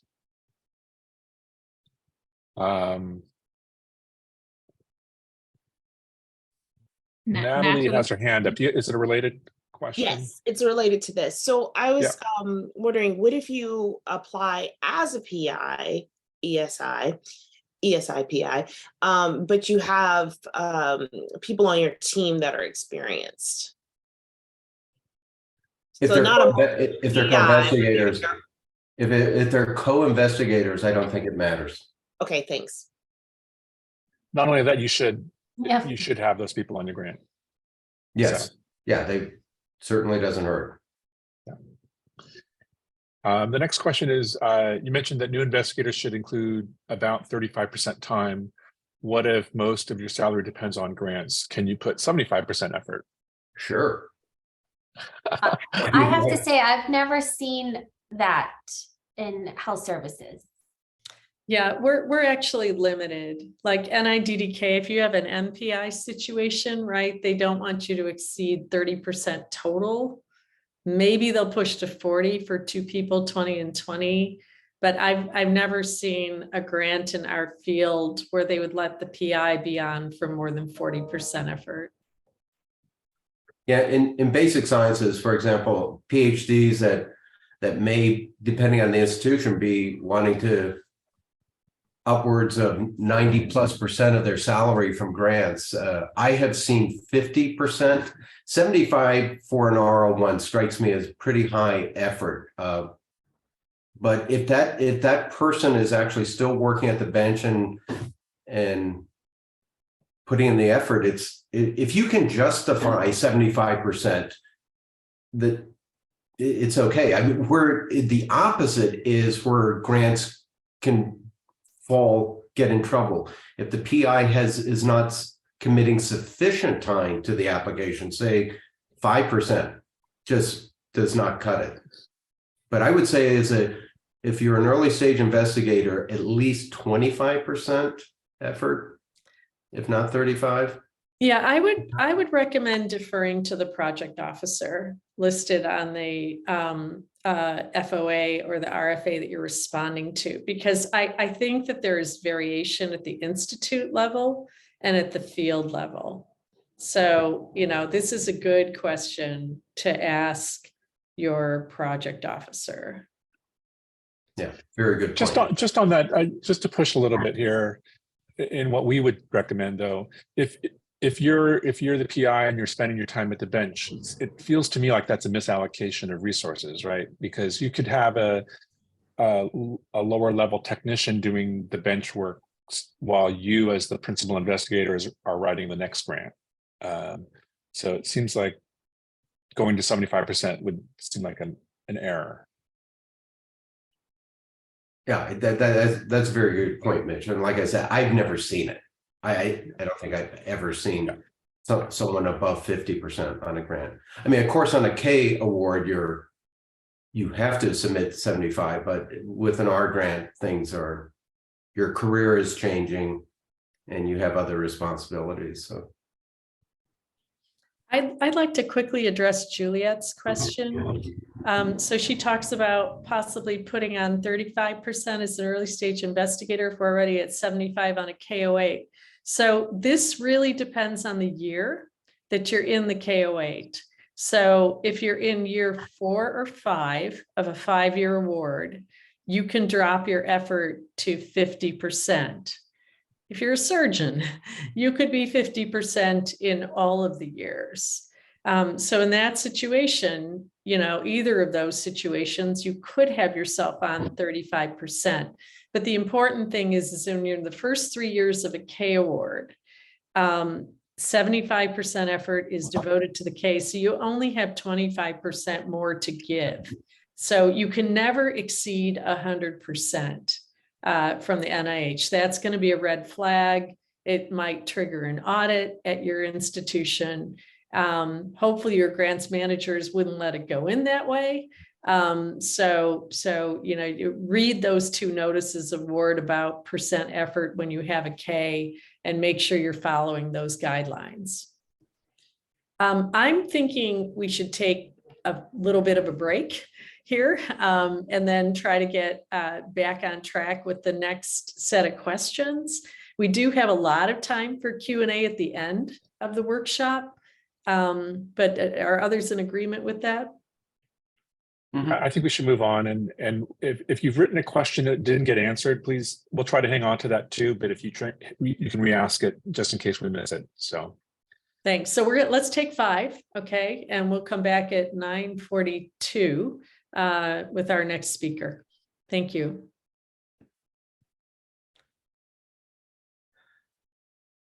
To start the next talk in 1 minute, and we'll try to pick up a little bit of time in this talk and Dr. Filler's talk so that we have more time for questions and answers, because I can see you guys have lots of questions. So go ahead, Bill. Thank you.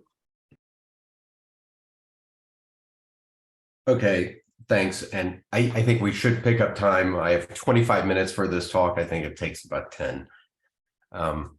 So significance and innovation. And for an R series grant, these are 2 components of the score criteria. And so I went over what all this is. And there are actually 2 sections within the research strategy section of addressing both significance and innovation. So let's go over innovation first. I feel this is a simpler to talk about of the 2 topics. As we were just discussing, from a basic research grant versus a clinical outcomes grant, innovation may have different weights. And I will be presenting this from my perspective as a basic science researcher. These are the instructions on the R01, our program announcement on how reviewers should evaluate innovation. And you can download these slides and look at this, or ideally download the program announcement and read it. But to summarize it, innovation comes in 2 flavors. One is it's new concepts or challenges to existing paradigms or dogma. And it also can be new reagents, assay, technologies, approaches. So more on the technical side or other on the conceptual side. And an application may be innovative in one of these or in both of these. However, and this is a quote from NIH instructions to reviewers, at least from some years ago, that proposals do not need to be innovative. I find this to be an odd statement, because I would think inherently any good grant would be innovative in that it's at least proposing to discover something new. As I was saying in the discussion, although this may not always be the case, it may not be a major review criteria. It has not been in my experience, but it can be a big plus if you have some big innovative strengths. Also, if anyone here is planning on submitting for K applications, innovation is really not a big component of how K or F-series grants are reviewed. It's not mentioned in the instructions to reviewers. Another thing with innovation is that I have found, and this is just somewhat sort of tongue-in-cheek, that what the applicant writes, what their assessment of the innovative strength, I found quite often, the majority of the time, it does not equal what the reviewer sees as the innovative strengths or lack of innovative strengths, as the case may be. So my advice with writing in an innovation section is do not waste any space in your application on it. My recommendation is to keep it as short as possible. For example, 1 to 2 bullet or 1 to 2 paragraphs, or maybe even a bullet list, and be realistic, and do not spending time reiterating points that you've written elsewhere in your application. So even though this is a dedicated section of the research strategy, I think it should occupy a very small space of the 12 pages you have for this overall section. More important from my perspective is significance. And these are the instructions to the reviewers. And I've highlighted in here what I think are critical phrases. And there's 3 things that these highlight. So one is are you proposing to advance your field, that you're addressing a critical barrier to the progress in your field? That doesn't matter if it's basic science or clinical outcomes. How are you going to move it forward? The other, and I'll just leap down to these, is if the aims are achieved and successful completion, that is, if you do the work that you're proposing to do, will something be improved? So that's a key part. To me, this is a very key part of how significance is evaluated. And now more recently, we're asked to address the thing of rigor, and I'll talk about that a bit more in this presentation. And what the NIH is asking the reviewers to look at is a prior research that you're building. The argument for your application, has that been rigorous?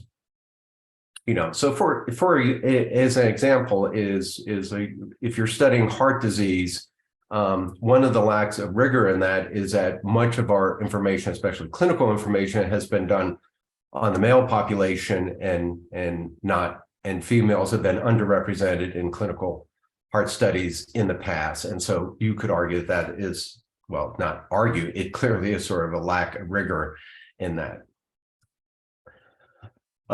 So what is significance and how it is related? So one thing to realize is significance is not the disease or cellular process you're just studying, because after all diseases are significant and basic science can have a big impact in a field.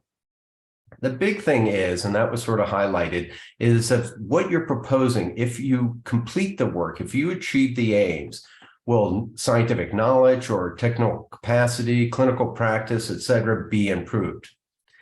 And hence your research approach really impacts significance. And a wet lab proposal that is descriptive or derivative and gather correlative information will not be significance. That is, it's not moving the field forward. Epidemiologic or clinical studies may seek associated findings and still move a field forward. So that's a distinction between the two big broad areas of grant applications. And the other thing of how it's evaluated is your evaluation of and your attention to rigor. And I'll talk a little bit more about that. So some common misconceptions, and this is related to just what I talked about, is that significance only means translational science or clinical importance. And it's not true. Basic research can have an impact. And here's a quote of what the NIH's mission is seek fundamental knowledge and the application of that knowledge to improve health, life, and also what's not here is just our understanding of the nature of living things. So the NIH has funded research on Drosophila and C. elegans, even though it's far removed from direct human biology. So an application does not need to show direct or potential impact for clinical importance. And one thing is, you don't need to develop a new drug. So I see this so often that people say the significance of the work will lead to the development of a new therapy. And I just find that to be a bit of an exaggeration that really, especially basic science is you're leading to a new understanding that may shed light on where potential therapies may be developed, but you're not developing a new drug. So rigor. So when the NIH talks about rigor, and they're actually asking reviewers to address this directly in the review of applications, its previous work is one component of this, and both your work and that of others. So it's the strength of rigor of prior research that serves as a key support for what you're proposing to do. And this is how the NIH describes rigor, which is the strict application of the scientific method to ensure robust and unbiased experimental design and interpretation, reporting of results, et cetera. So among this includes relevant variables such as sample size, sex, age, et cetera. And applications really need to address sex, and that's typically done in the approach. And then another component of it is authentication of key biologic or chemical resources. This is one page, and And I'll mention that again briefly. And by the reviewers, they have to address rigor in both their assessment of the significance, which is really focusing on previous work, but also rigor is addressed in the approach, and that is the work that you're planning a strict application of the scientific method. And all this does ultimately come back and impact significance of the work. And here are some web links that you can get, especially that will give you insight in how the NIH is asking reviewers to look at rigor in applications. And this is also a little poster that the NIH has produced on what are the elements of rigor, prior research, what you're proposing to do, you know, how you're addressing variables and authentication. And it really, and up here is indicating where you're addressing it, and it's overall within the research strategy is where you're going to do it. And then how do you address rigor in the research strategy? And so one is both yours and others. So this is prior stuff that forms the foundation of your project. And also discuss how you will address any weaknesses pointed out in number one. And then when you're discussing your approaches, this includes strategies that assure a lack of bias and overall robust approach, and addressing relevant variables, particularly sex. So these first 2 points you would put in the significance section of your application, and the others are approach, and as well as number 2. So there's a bit of overlap between these, and these are 2 different review criteria, and they're also 2 different sections of your application. So you need to pay attention to rigor in order for significance to be addressed. And what about the significance section itself, which is sometimes called background section?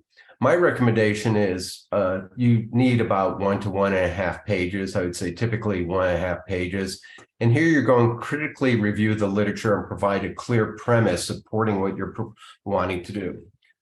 One key recommendation, in an NIH application, there's no limit on the number of citations. The reference section of an NIH application has no page limits. You can cite as many papers as you want. One thing is, I highly recommend is when you're building your arguments, cite original timely papers and not reviews. If I see an application that is making their argument and citing just reviews, I see that as a sign of laziness. You let someone else read the key literature and summarize it. And again, you have to address rigor within this section, pointing out the gaps and flaws, as well as the strengths as well within your field. And if you disagree with something, don't be afraid to do this, but explain and how you will correct this huge problem within the field, but be diplomatic, and a point that I know Scott will raise in his presentation following this. Also, when you, in the significance discuss section, limit what you write about to things, be it pathways, disease, molecules, whatever, to what you will study. Don't talk about things that are not in your grant. And the reason for this is don't put things that the reviewer thinks that they need to be thinking about to evaluate your application, but never show up later when you're proposing experiments. You can be enthusiastic about your work, but be tempered in that enthusiasm. Know your audience, so who might be reviewing it. If someone on the study section works in your area, it might be wise to cite 1 or 2 of their publications and write it in such a way that you get your reviewers interested. And just some pet peeves: don't make it too long, keep it focused, make sure it's timely and scholarly. Do not rely on reviews. Don't use the word exciting more than once. Once I did read an application and the word exciting was in every other paragraph, and it just wore me down. And you need to have a well-developed premise that also addresses rigor, both of the past research and how you're going to address rigor in the current research. And then just finally, I just just want to show this slide to address overall impact, which I was saying in the previous talk is a big, this is a key score that drives your the success of your application, and significance, which is a review criteria. The first bullet point on here are how the NIH describes both of these. And if you read them, they're very similar. Making a sustained influence on the field, a meaningful advance in the field. They're very similar. And I think what this highlights is the importance of the significance section of your grant, and how the significance is reviewed. All right, so again, the topic does not equal significance, but what you're proposing to do, is it going to make an advance in the field? So I will stop there and thank you for your attention. Thanks so much, Bill. Let's go on to Scott's talk.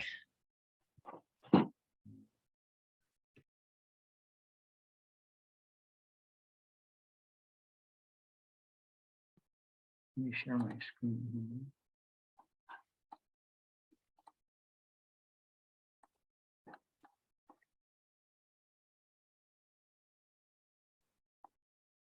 There we go.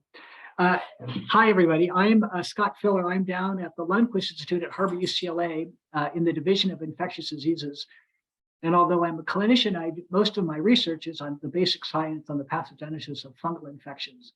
So let me briefly go through the significance and innovation from a basic science standpoint, although many of the points I'll make are very similar to what Bill has made in his excellent presentation. So the way we like to think about it is, of course, for significance is basically, why is the research that you're doing important? And I've been seeing things in the chat about asking, how can you address this? And the critical thing is basically pointing out that there is a gap in knowledge that hopefully your research will fill. And I think that's the easiest way to think about what's the significance. Again, I would like to reiterate that every disease you're studying is significant. Obviously, you're studying lung cancer. No one's going to dispute that's not significant. But the critical point is the actual work you're doing significant, and will it actually advance the field? And so it's what you really like to do at the end of the day is say, what are the deliverables of the work you're doing? And if your research is successful, what will be the overall impact?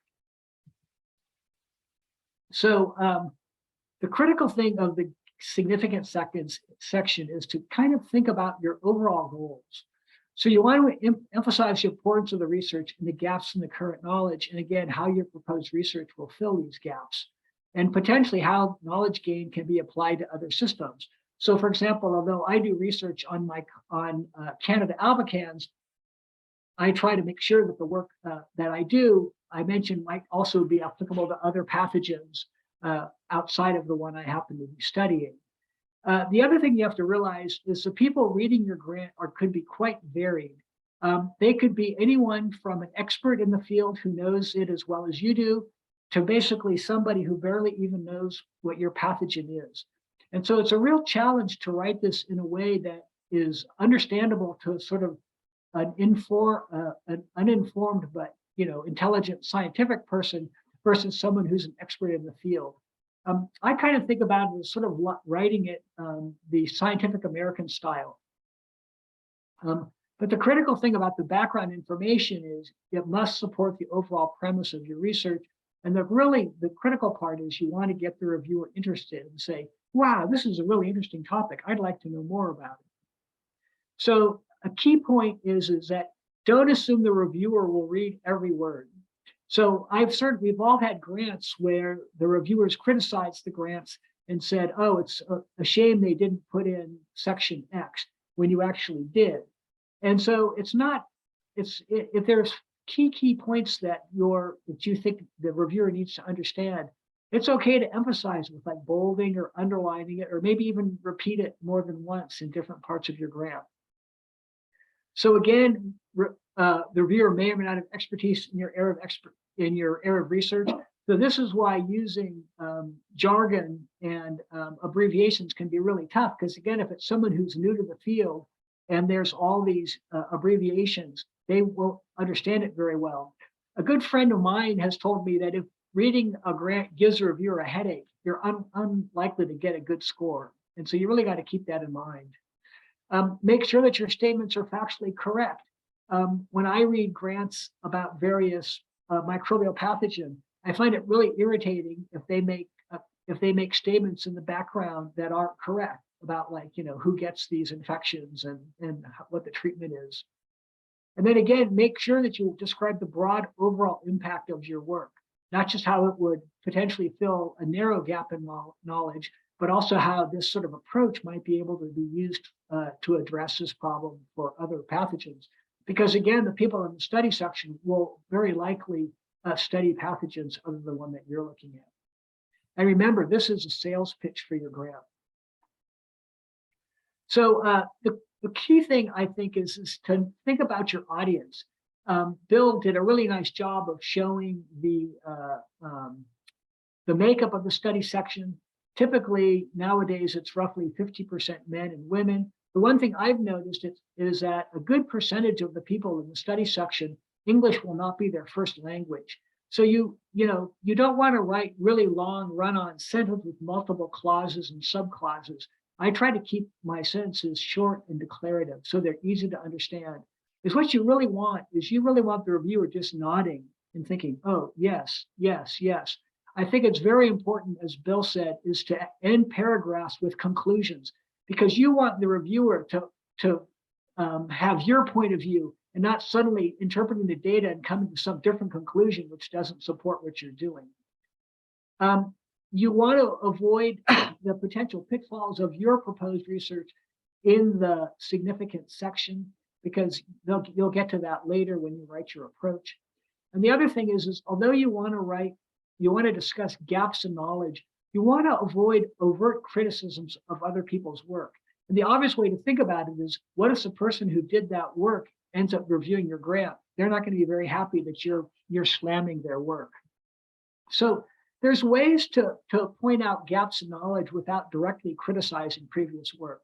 So a bad way would be to say something like, previous microarray studies were flawed by their inability to detect low abundance transcript. Well, what if the person who did those previous microarray studies is the person reviewing your grant? They're not going to be so happy about that. Or a better way to say something would be, well, microarray studies have provided valuable insight in the transcriptal profile of X. The frequency of low abundance transcripts remains unknown. So in other words, you're still pointing out the gap in knowledge, but you're doing it in a diplomatic way that hopefully won't irritate the person reading your grant. As was mentioned, you can look at the roster on the study section and see who's on it. And it certainly is worthwhile to consider citing the work of potential reviewers and influential researchers in the field.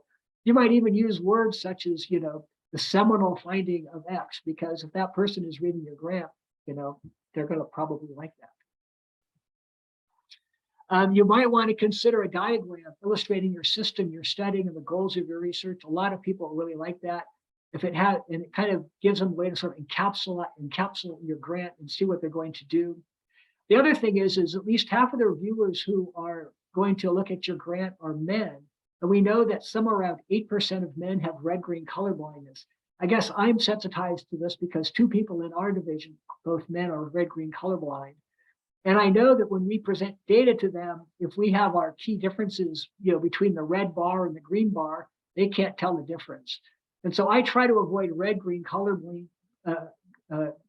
schemes. Remember, we're all Bruins, so I tend to use blue and yellow. But if I do use green and red, I also potentially would make the red with stripes, or maybe a red square and a green circle. So somebody with red-green color blindness can actually can actually review your data. Because you would hate it if, like, the key piece of data in your grant is a graph that the reviewer can't tell one line from the other. So the key thing about the innovation, I think Bill did a really nice job of going through this, so I'm not going to say too much, except just to point out that there's 2 types of innovation. Again, remember, there's an innovation in technology and the innovative hypothesis. I would argue that the innovative hypothesis is by far the most important, but obviously the best grants will have both new tools and an innovative hypothesis. And remember what I said previously, you want to use the most modern technique that you can to study almost everything, just because it just makes your grant seem much more cutting edge. So the big thing you want to try to avoid, though, of course, is using standard worn tools to answer a well-researched topic. And the overall question that the reviewers are going to ask is, does this research have the potential to have a broad, sustained impact in the field? So again, I'm going to just say exactly what Bill said very nicely. Keep the innovation section short, 1 paragraph or 2. Don't just use it to re-describe what you're going to do. And again, try to emphasize how what you learn for your project could be a model for hopefully other projects in a broader area. And so with that, I think we can move on.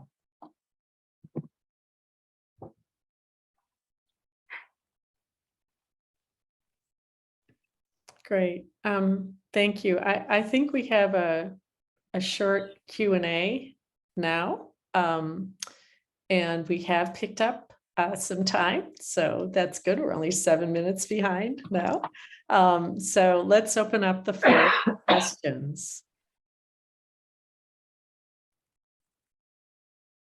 And feel free to raise your hands. Or to put your questions in the chat, whichever you prefer. Natalie has raised her hand. I don't know if you can see her. Yeah, Natalie, do you want to ask your question?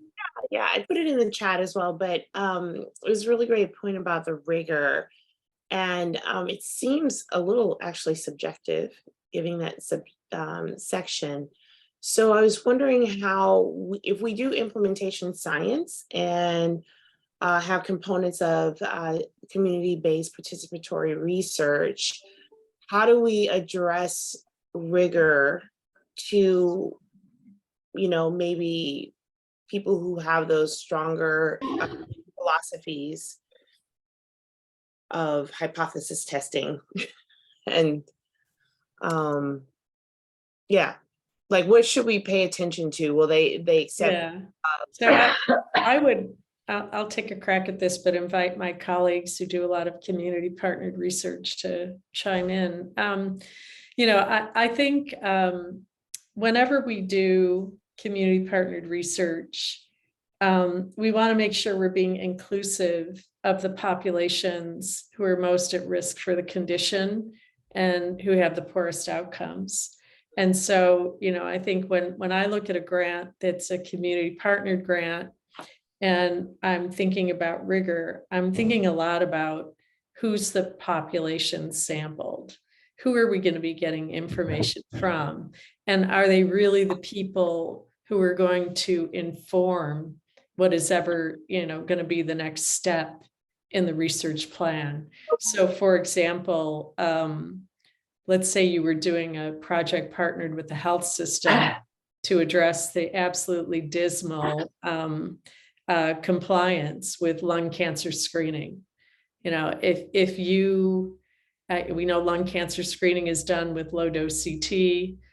If in your qualitative research, you didn't have any pulmonary radiologists in the group, or you didn't have any primary care doctors, or you didn't have any patients who are eligible for lung cancer screening, but might have refused in the past, then I would be very worried that you were going to miss the signal on precisely understanding the problem that you're trying to fix.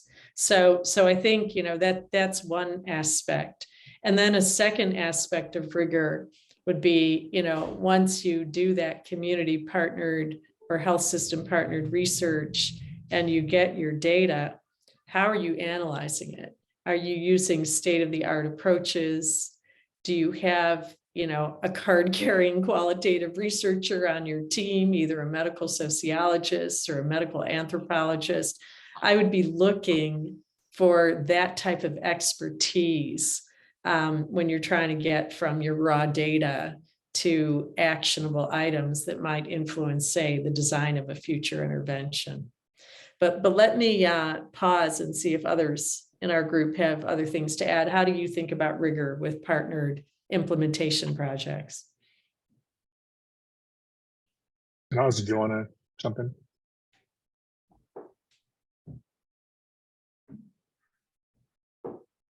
Sorry, Mitch, were you asking me to jump in? Yeah, I was wondering if you wanted to jump in there. Yeah, no, I think I definitely echo what Carol just mentioned, and I think of the rigor, I think the team members and demonstrating the expertise too. We talked a little bit about this already, but just making sure that the expertise is represented on the team, and that those individuals have enough effort, right, allocated. So not just having the card carrying anthropologist who's going to help you with your qualitative components, but also making sure that the time that person is putting in looks reasonable, right, given the scope of what you're trying to do, I think is the only thing I would add. And I think go ahead. I think that the reviewers understand the difficulties of doing different types of research. So for example, I know in a basic science thing, they would expect you to analyze a mouse response to something in great detail, because of course you can even kill the mouse and take out the brain or whatever you want to look at. But if you're using human samples, they will understand that there are limitations to what type of human samples you can get. And I think the same is for implementation research. They will understand, if you're doing a community-based, it's not going to be as rigorous if it's compared to a double-blind, placebo-controlled trial. So, reviewers will understand that, assuming your grant goes to the right study section, I would say. Right. And then just a follow-up question. You made a really great point about bolding and underlining. And I was wondering, what should we focus on when we bold and underline? Like from the reviewer perspective, what are you looking for when things are bolded? Because I see people using it, it seems randomly. Yes, it's random. It is. There are so many grants I read, and there will be an underlined sentence or a bolded sentence that the writer thinks is important. And my impression is, why are they highlighting this sentence? Right. In my applications, I highlight one sentence and by italics, and it's the hypothesis statement on the specific aims page. That's it. Because it's, a point a few of us have made is you can guide your readership with a wording, so these data indicate, or we interpret this. And beginning a sentence with those type of words should catch the reader. And it's just my experience when as I was saying it and as you pointed out, it seems sort of random, and an overuse of it is actually a distraction to the reader. So my recommendation is very rare. Well, there is one case. I mean, I agree with Bill. It's sort of like if you use exciting in every paragraph, it's no longer exciting. And bolding and underlining are the same. On the other hand, when I have my A2 submission, if I submit a grant and I realize that they said I didn't put something in, but I did, I will typically bold and underline that. So hopefully will make sure that they realize I did put in whatever they said I didn't put in. So that's one time when I always try to bold and underline, because I figure, well, if they missed it the first time, maybe they'll get it the second time. There's a comment I was going to make on your last question, and it relates to another question that Jennifer King raised, which is applying for translational research grants. The issue of rigor is, I think, highly subjective, and it can vary greatly depending on your study section. So for community-based research, if you submit a grant to other community-based researchers, they probably will interpret things the way that you see things. But if your study section includes experts from other fields, they may have very different things that they focus on in terms of rigor. So I don't know that there's one answer to rigor, but I do think you really need to look at your study section and make sure that you have people who are reading your grant who are from those fields, just to make sure that your bases are covered. That includes the issues of rigor. And as well as like if you're trying to break into a new field, like in this case that Jennifer's asking, how do you apply for a translational research grant? You probably need some translational researchers to review your application before you submit it. I might just also comment on Jennifer King's question. I served on a cancer biomarker study section, and every grant was reviewed by a clinical, a basic, and a statistician. So, you know, the answer was that you have to do all three, and you have to be able to satisfy all three reviewers, and right, that often the case is if the application only emphasizes one direction, that in a translational study section they may have a lot of problems. So if, you know, part of it is identifying your strengths and weaknesses, and make sure that the areas that are not your strengths, you're bringing in a strong collaborator who can help fill those and help you really develop the grant sections to satisfy their constituency. So we have time for one more question, or we could go on to Dr. Elashoff's talk.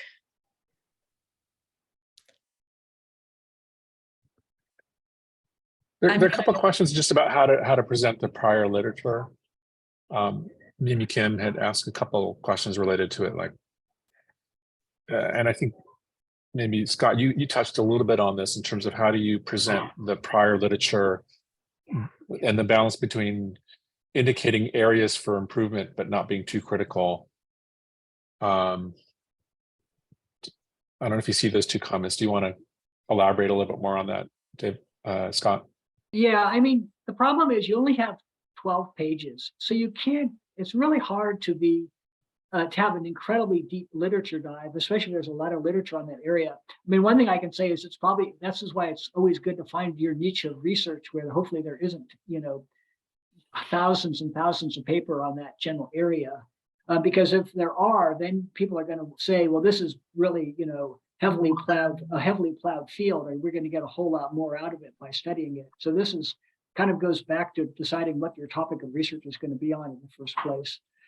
I agree with avoiding review articles, although sometimes if it's not central to my grant, I might say, you know, this aspect has been really heavily studied, and then put reviewed in X and not actually list all of those just to save space. But I think you can put a lot, and also you can just say whether this occurs as controversial, and then just list a couple of references, both pro and con, that support whatever you're trying to say.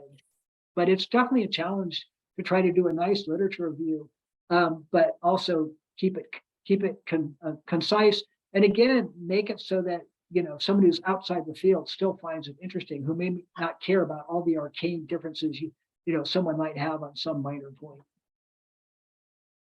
So we have a quick question about citizenship status. I'm going to answer this one, and then David, let's have you go ahead and queue up your slides. There are some grant mechanisms where you can't apply if you're not a citizen, but I believe for our grants, this is not the case. You can apply. But, you know, and like for all grants, you want to be able to show a strong institutional commitment. And part of showing that commitment is that there is a multi-year commitment to you that extends beyond the duration of the grant, whether you get it or not. And I think depending on your visa and your visa status, if you're reliant on your university or institution continuing your appointment and supporting your visa, if you have that support, probably having that sentence in the institutional support letter is not a bad idea.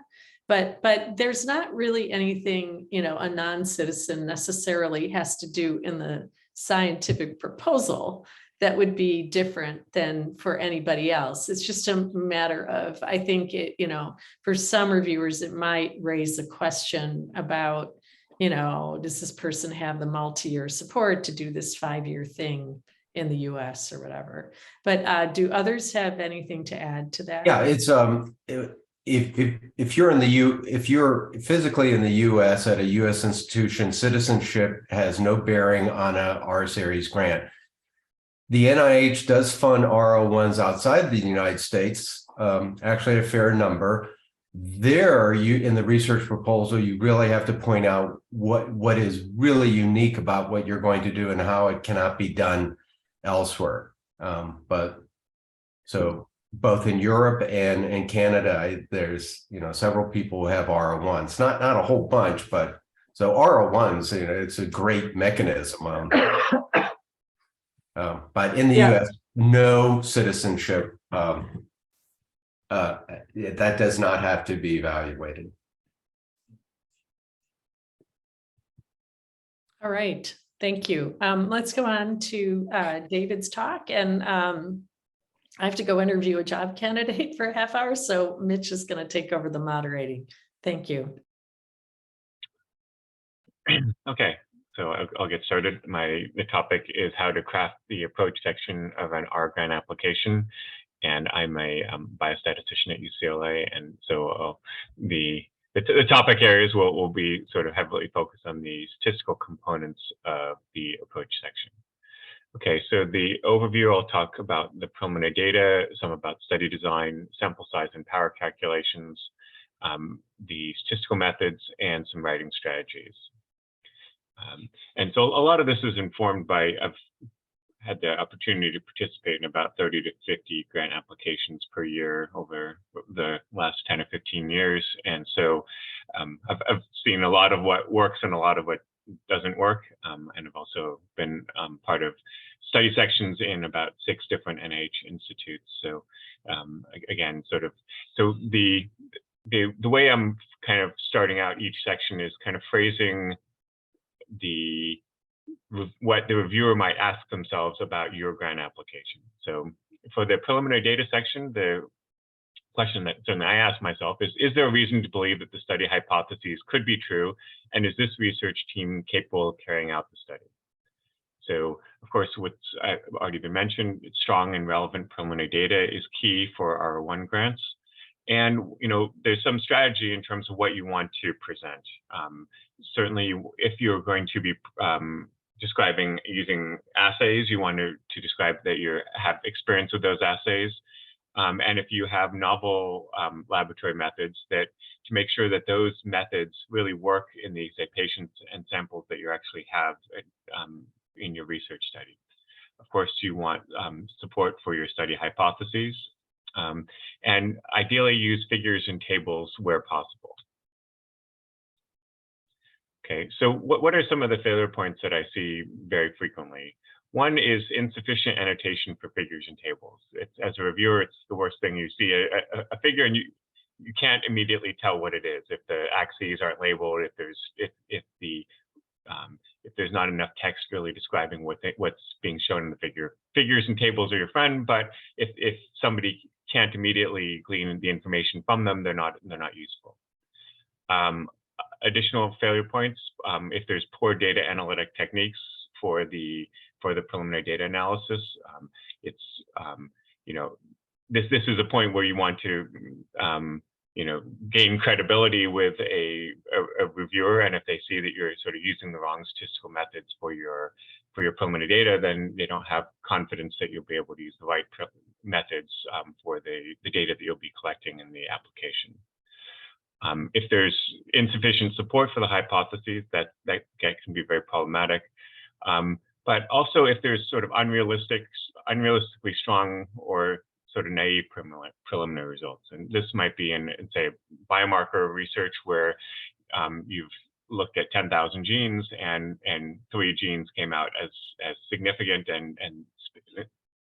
and sort of overemphasizing the strength of those findings, given that you've looked at so many things and that there may be really kind of this needle in a haystack results, and not really, if you don't have other pieces of information which corroborate the findings from high dimensional data analysis. This is something that I see a little bit more in more experienced researchers, where they have a lot of data and they want to present sort of everything that they've done, and sometimes if the preliminary data section goes on 4, 5, 6 pages, then there's not really enough space to really describe in sufficient detail the approach that they're planning on taking for the rest of the grant. Okay, so next is the study design. So the primary question is the study Is the design of the study appropriate to address the study aims?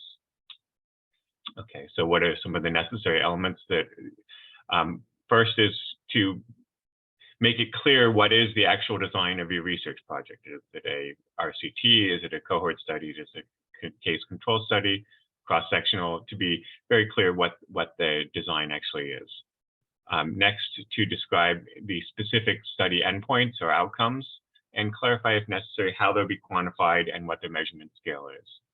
What I as a reviewer always want to see is that these the endpoints are reproducible and that can be measured in a consistent way across all the experimental units, whether they're humans or animals in the research study. Really, next is to describe the study population and any control groups, including inclusion/exclusion criteria, and to describe, in addition to the endpoints, to describe any other study measures with appropriate measurement process details. So if it's something sort of obvious like overall survival time, you don't need to get into a lot of detail, but if it's a novel survey that you're using, you're going to have to present a fair amount of information to establish the credibility of that instrument. Okay, for human subject studies, it's really crucial to describe the existing population clearly, particularly if you're using an existing group. If you have, say, a set of samples in the freezer from subjects, or you're piggybacking on an already collected cohort. And this includes providing the relevant demographics and also information on any sort of important prognostic or confounding measures associated with that population.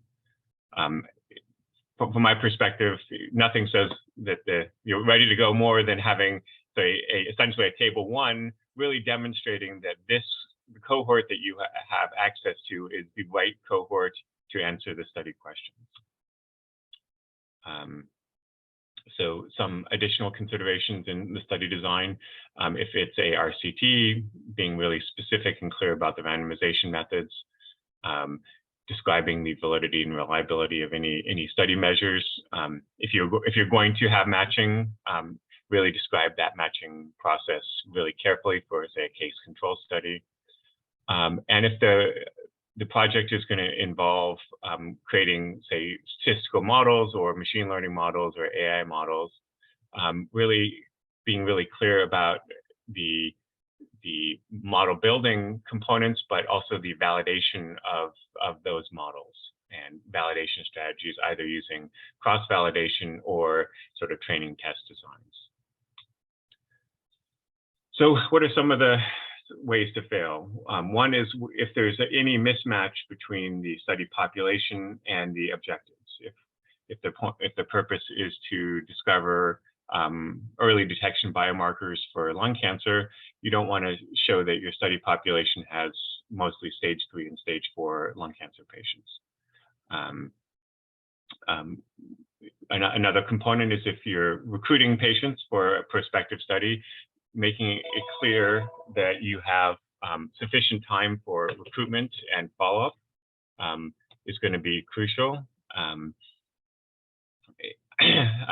You know, one of the hardest things to do in human-based research is to collect and recruit your cohort, and you know, having some real evidence that you can actually recruit the patients and that you will have sufficient time to do so is really important. In terms of the sort of assays, I think this was already mentioned, but it's really fairly boring for a viewer to read the technical details of assays that are pretty standard. And this is the point where you're using references, whether your own or others, instead of having a whole paragraph about those specific details. Okay, so next is the sample size. So the primary question that I'm going to ask myself as a statistical reviewer is the sample size sufficient to give the study the ability to answer the primary study questions?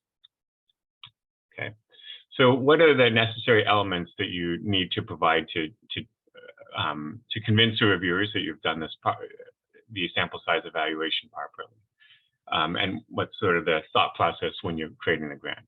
First is to identify the study endpoints for all aims. So each aim in principle should have a sort of a primary endpoint that we're going to be assessing. We need to clearly describe the sample size for each aim, and any mismatch between different sections creates a lot of consternation in reviewers. So I had grants that were, I thought were really well written, but we made one mistake of saying the sample size is 100 in one part and then 50 in another part for the same aim. And you know, you just lose credibility by not being careful there. So what kind of information do we need to do the sample size calculation? So for each study endpoint that we're going to do a power calculation for, we need to know what is the effect of the intervention or the magnitude of the relationship that we're going to be studying. How much variability do we expect to have in that endpoint? What level of power we're trying to achieve? This is typically fairly easy for an NH grant. We generally want to make sure that the sample size is sufficient to give us at least 80% power. We need to describe whether it's a one or a two-sided test. This is typically easy. It's almost always a two-sided test unless you're in an early phase clinical trial scenario. What is the level of significance, the alpha level, the p-value threshold, typically 0.05, unless you have a good reason to change that. Good reasons to change that would be if you have multiple testing. And what statistical test is being used to compute power. Okay. Additional considerations, accounting for study dropouts. I mentioned multiple comparisons, and there's sort of two main sort of approaches, sort of a Bonferroni type approach, where if you're, particularly this is in the context of a clinical trial where you might have multiple endpoints that you want to look at as sort of primary endpoints in a clinical trial, and we can use something like the Bonferroni. On the other hand, if we're looking at more of a, say, a genomics or biomarker discovery type research project, using the false discovery rate is the typical method that people use to correct for multiple comparisons.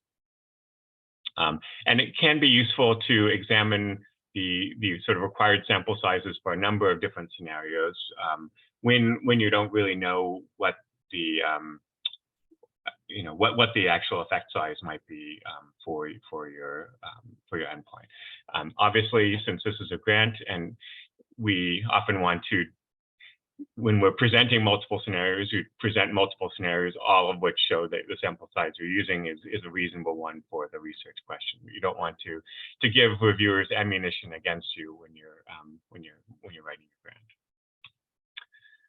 Okay, what are some of the failure points? The first is if the sample size calculation doesn't have enough information for a reviewer to replicate it. Second, if the sample size calculation doesn't use, say, preliminary data that you've already presented, that preliminary data really needs to inform your power calculation. And if the calculation doesn't use the statistical methods that are described in the analysis section. So there would be an expectation that these should match, and if they don't match, this should be discussed as part of your power calculation as why you're using different methods. And if another sort of failure point I see very commonly is if there's prediction models or regression analyses with very large numbers of predictors relative to the sample size. So this can be very troublesome.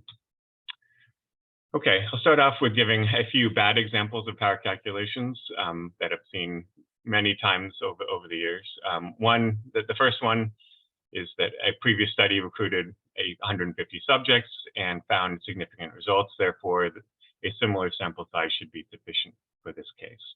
So that's not actually mathematically true, just because somebody else, that sample size produced a significant result in a similar scenario. It doesn't actually demonstrate that you have sufficient power for this study.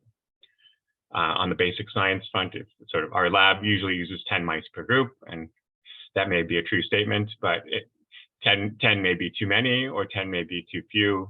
It really depends on the specifics of the scenario that you're looking at. So even for animal studies, you need to really justify the sample sizes that you're using. Sample sizes or sort of power calculations are not provided because there's no information on which to base them.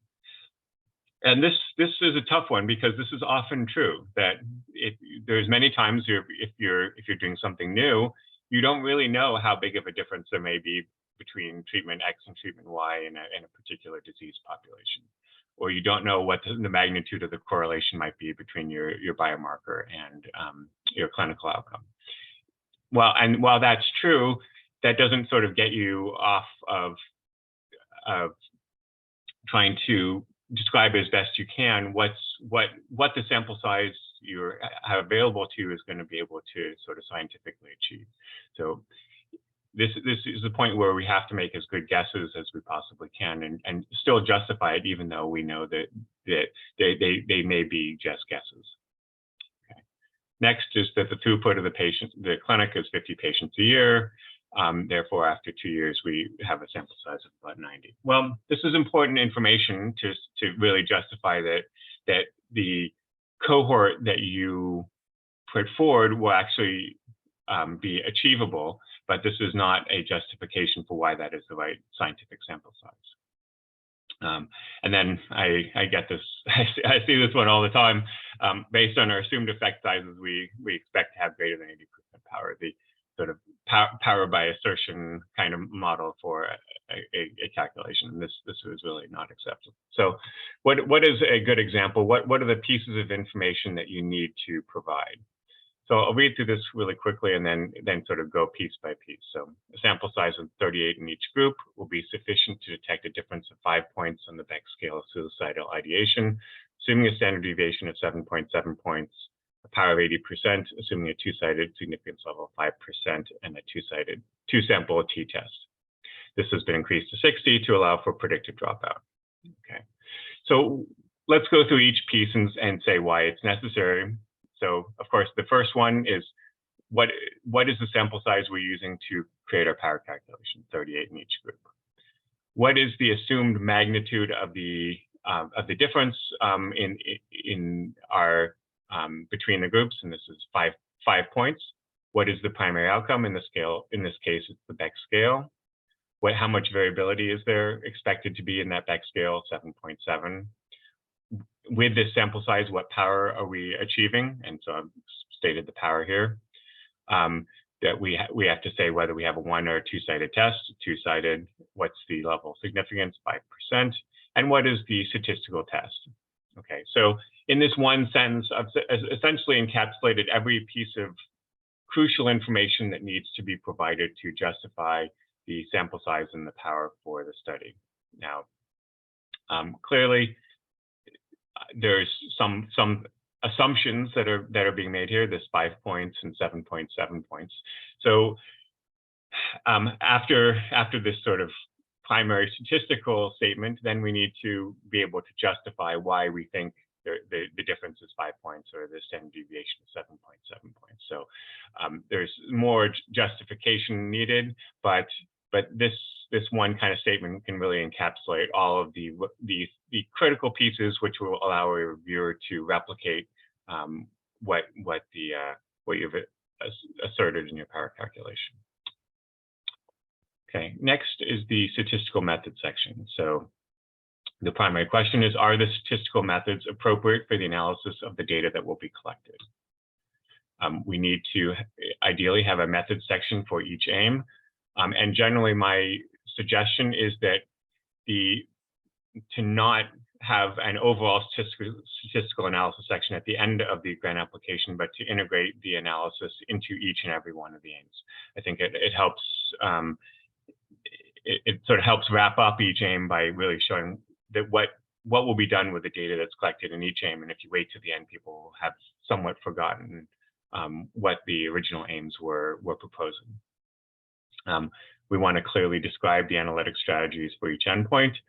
The methods that we propose should be appropriate for the type of variable, whether it's a categorical, ordinal, count, time to event, and really be appropriate for the study design.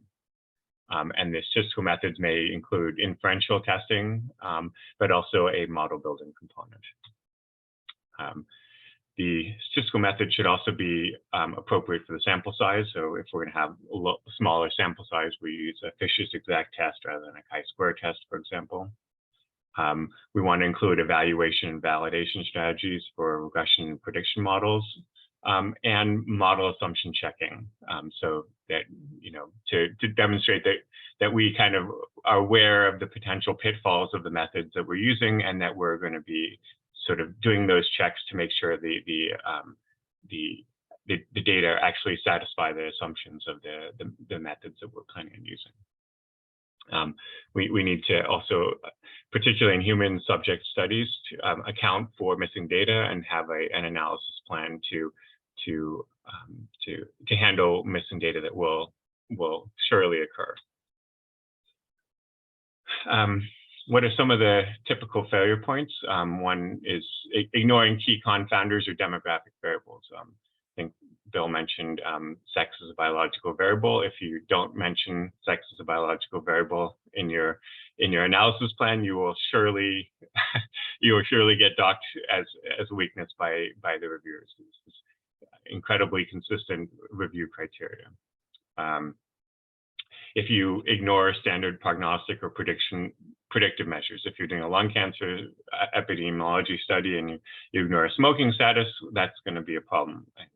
That seems incredibly obvious, but that example is there for a reason. I reviewed a grant where they didn't mention that they would collect or analyze smoking status in the model, and clearly that was a major flaw. Obviously, the applicants knew about that, but you know, when you're reviewing it, you review what's written on the page, not what you assume that you know about the applicant. This is also this last point is sort of that don't describe software but not ideas methods. So this particularly happens a lot in genomics, where I often see applications where they will just sort of say, well, we're going to put the data in software package X and then we use software package Y and then Z. But the critical part that we want to see is not just that you know how to do it, but why you're doing what you're doing, and what each sort of analytic approach is actually providing you in terms of being able to ultimately test your hypotheses. So it's not just describe the method itself, but what is that actually going to do? Okay, so moving on to some writing strategies. So you know, you can make sure to use the other sections of a grant to good effect, such as the resources sections, the human subject sections. If it's a clinical trial, there are a whole set of clinical trial appendices. So you don't have to put everything into your 12 pages, and using those additional sections to really provide extra information, and then making sure to refer to those extra sections in your research strategy so that the reviewers know that they're there. I think the other speakers mentioned too much text and emphasizing key points are really crucial. So many times I've seen that reviewers will say that we didn't say something in our application, and it's incredibly frustrating, but it's just the nature of the subjective review process. And so if you have something that is really crucial, find a way to emphasize it, because if you only mention it once in a big block of text, a reviewer can easily miss it, because there's some sections that they will skim or they will forget that they read. So I think put as much as possible using graphical displays to demonstrate, say, the framework, the experimental design, the aims, patient characteristics, study measures. So I'll give a few examples from successful grants that I've been part of. This was a lung cancer biomarkers grant that I was working on. The PI was Dr. Dubinet. And this aim was incredibly complicated. So we had two entirely different clinical scenarios that we were looking at: indeterminate nodules and sort of smokers, just a more of a general screening population for lung cancer. We had 3 different cohorts. We had 3 different types of specimens we were collecting, and we were using a large variety of high throughput methods. So this aim was incredibly complicated. And if we had to write a paragraph about this, this would be a very long paragraph. And at the end of that long paragraph, you would still have no idea what you were doing because it was just too complicated to kind of really pull together. But this figure really described in really great detail, you know, the scenarios, the cohorts, the samples in a way that is really obvious and it would be really easy for a viewer to go back and look at this as they're reviewing the grant to really sort of see exactly how things were being done. This was another figure from one of my collaborators, Dr. Shetty, and this sort of simultaneously described the sort of theoretical framework for the study and the specific biomarkers and their sort of justification for why we were interested in looking at them. And so, you know, again, you know, this picture worth 1,000 words. This picture is definitely worth 1,000 words in really describing the conceptual idea of this study. Particularly for human subjects studies, it's really crucial. It's really important to really describe sort of what are the study instruments that will be collected and when they will be collected, and putting together a timeline like this really makes it pretty easy for a viewer to see what's going to be happening.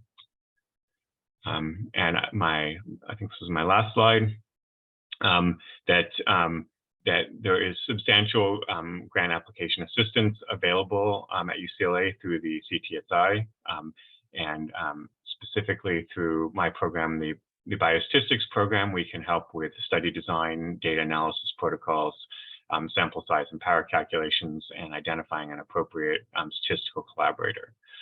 This assistance is without charge. The main thing is that it's important to come early, particularly if you for assistance with study design and power calculations. This is something you want us to do many months ahead of the actual submission. You know, in my experience, the strongest grant applications are ones where the grant has gone through many iterations of editing and getting input from everyone in the study team. You know, even the best writers, the gold does not come on the first draft. It really requires lots of consideration and input, and just really making sure to plan ahead for this long process of change and evaluation. So I think my final thought is about, I think I maybe mentioned these already, that come early and expect to write and rewrite your application. So on there. Thanks, David. I think next we have Scott Filler.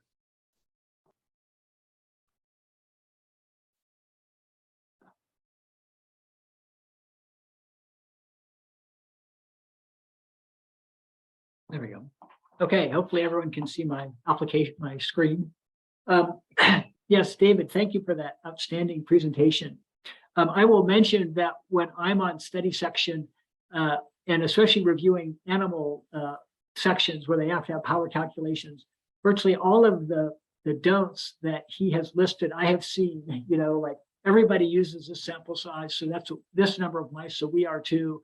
Or we have done this in the past and have gotten statistical significance. Whenever I read them, I chuckle because I think that what David would say if he saw those. So let me talk a little bit about the approach section. You know, here are the review criteria. Are the overall strategy, methodology, and analysis well-reasoned and appropriate to accomplish specific aims? In other words, are you using the right tools? And then does the investigators have weakness or plans to address the weaknesses in the rigor of the prior research that serves as the key support for the proposed project? And have the investigators presented strategies to ensure a robust and unbiased approach as appropriate for the work proposed? A key point is, are potential problems, alternative strategies, and benchmarks for success presented? And I'll get into that a little bit more. If the project is in an early stage of development, will the strategy establish feasibility, and will particularly risky aspects be managed? This, of course, is for basic sciences. What type of preliminary data do you have? And then have the investigators presented adequate plans to address relevant biological variables, such as sex, for the studies in vertebrate animals and human subjects. So part of the approach you should think about is actually the layout. Probably the standard layout for most grants is to have a preliminary data section first, and then you have one aim, a second aim, and even the third aim. The one point about this, though, is that if your preliminary data are appropriate for aims, for both aims, then it's fine to do it this way. It does tend to take a little bit more space, because frequently when you do the aim 2, you actually have to recapitulate a little bit of your preliminary data to remind the reader why you're doing aim 2 and what supports aim 2. So you end up basically having, a big preliminary data section at the top of the grant, and then maybe recapitulating some of it in aim 2 and even aim 3. So some grants I've seen where the preliminary data was easy to divide, and like say, preliminary data was good for aim, was that the preliminary that supported aim 1 was only applicable to aim 1, and same thing for the preliminary data for aim 2. I've seen people write grants where they have aim 1, and in that aim they have the preliminary data, then the rational and overall approach. And this can actually save you a little bit of space, because you don't have to keep rehashing the same preliminary data over and over in each aim. So the key thing about preliminary data, this applies for whatever type of grant you're writing, is you really want to present compelling preliminary data. Because if you think about it, if you're applying for an R01, typically that's at least usually about $2 million in funding. And so the study sections basically think that they want to have data showing that supports your hypothesis and also supports that you can do the work. So, certainly there are grants like R21s where preliminary data can be minimal, or at least not very strong. But for an R01, you really, in general, need strong preliminary data. So you want to make sure that it supports the premise of the work, that it demonstrates you can do the work, but even more important, that it sparks interest, but leaves the reviewer wanting more. So one of the things that I've learned is, just because the data are sitting in your lab book doesn't mean you have to put it in your grant. So typically you try to tailor the amount of data, or I try to fit to demonstrate that whatever I'm studying is a real phenomenon. But of course, there's a lot of unanswered questions that will hopefully be answered by the grant. The pitfalls of preliminary data that are very common are, number one, is clear weaknesses in the data. No statistical analysis. Sometimes people will present data and you'll see bar graphs or line graphs, but there'll be no statistics showing though the differences are significant. Or probably the worst is the person writing the grant states that the data support one hypothesis, but when the reviewer reads the data, they think, well, it actually supports an alternative hypothesis. So the critical thing for your preliminary data is you have to look at it with a very critical eye and make sure that it actually supports the grant that the proposed research that you would like to do. So in the approach section, a key thing I think is to focus on the big picture. What are you going to do? What's your experimental design, and what are going to be the controls? The one thing you don't want to do, as David mentioned, is give detailed protocols about how you're going to do a particular experiment. And in fact, is what I found when I read grants, especially from junior investigators, is I can actually tell which part of which techniques they're uncomfortable with. Because typically, if it's a technique they're comfortable with, they'll just say, we will analyze X using this assay as we have done previously, and they'll just give references.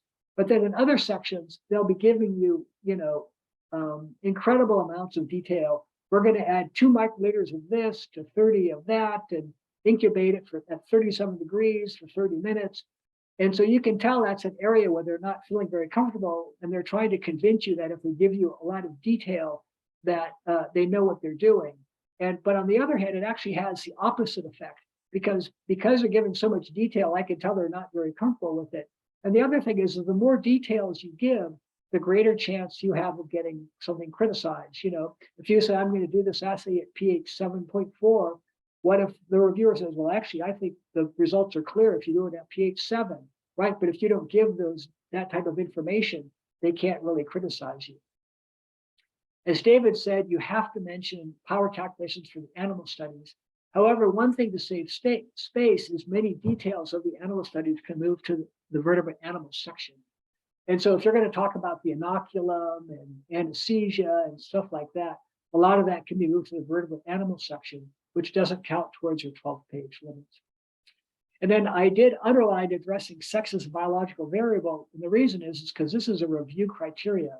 And so if you just say, excuse me, don't address it at all, or I'm just going to use male mice or female mice, you really have to say why you're going to do it. Now, sometimes it's obvious. Let's say you're doing a study on vaginal infections. Well, it's pretty obvious it's only going to be female mice. But in general, you really have to be very, very careful to address sex as a biological variable. The reviewers will look at your grant specifically to say, did you do that? So remember, you want to have a strong scientific premise. You want to have the scientific rigor. So talking about blinding, sample size, reducing bias. Again, consideration of relevant biologic variables. Again, the sex. You really want to include animals in both sexes if feasible. And then, of course, you want to have authentication of key biological or chemical resources. That's a separate page that doesn't count towards your 12-page limit, but it is a scoreable aspect of your grant. So make sure you put that in.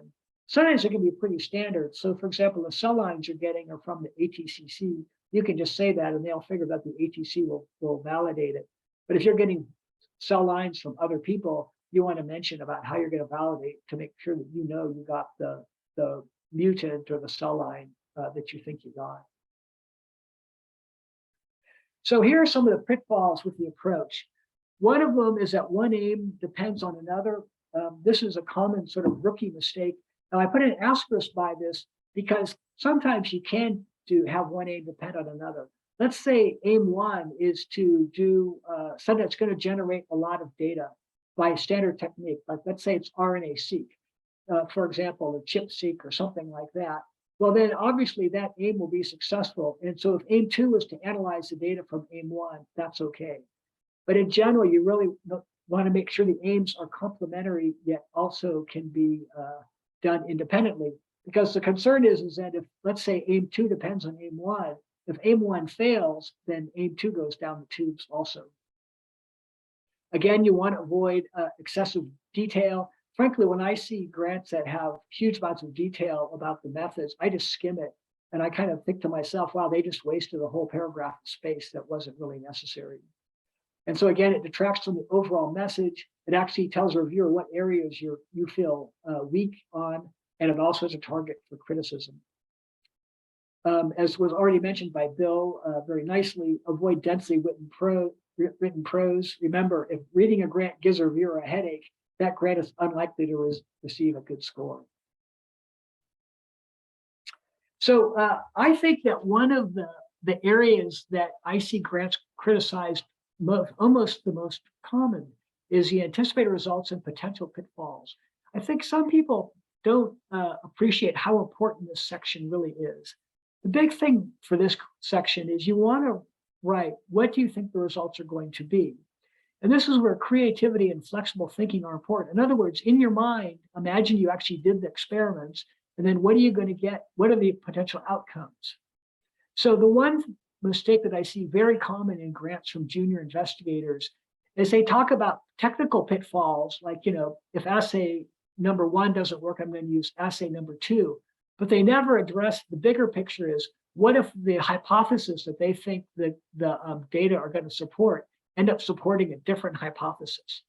And this is really important to put in because over and over again, I've seen grants with this type of, getting poor scores because of this type of criticism. And so the thing you should do is take a page from the software industry. Think about alternative outcomes and make a bug into a feature. a feature. So what I try to do is say something like, well, although unlikely, our data might indicate this.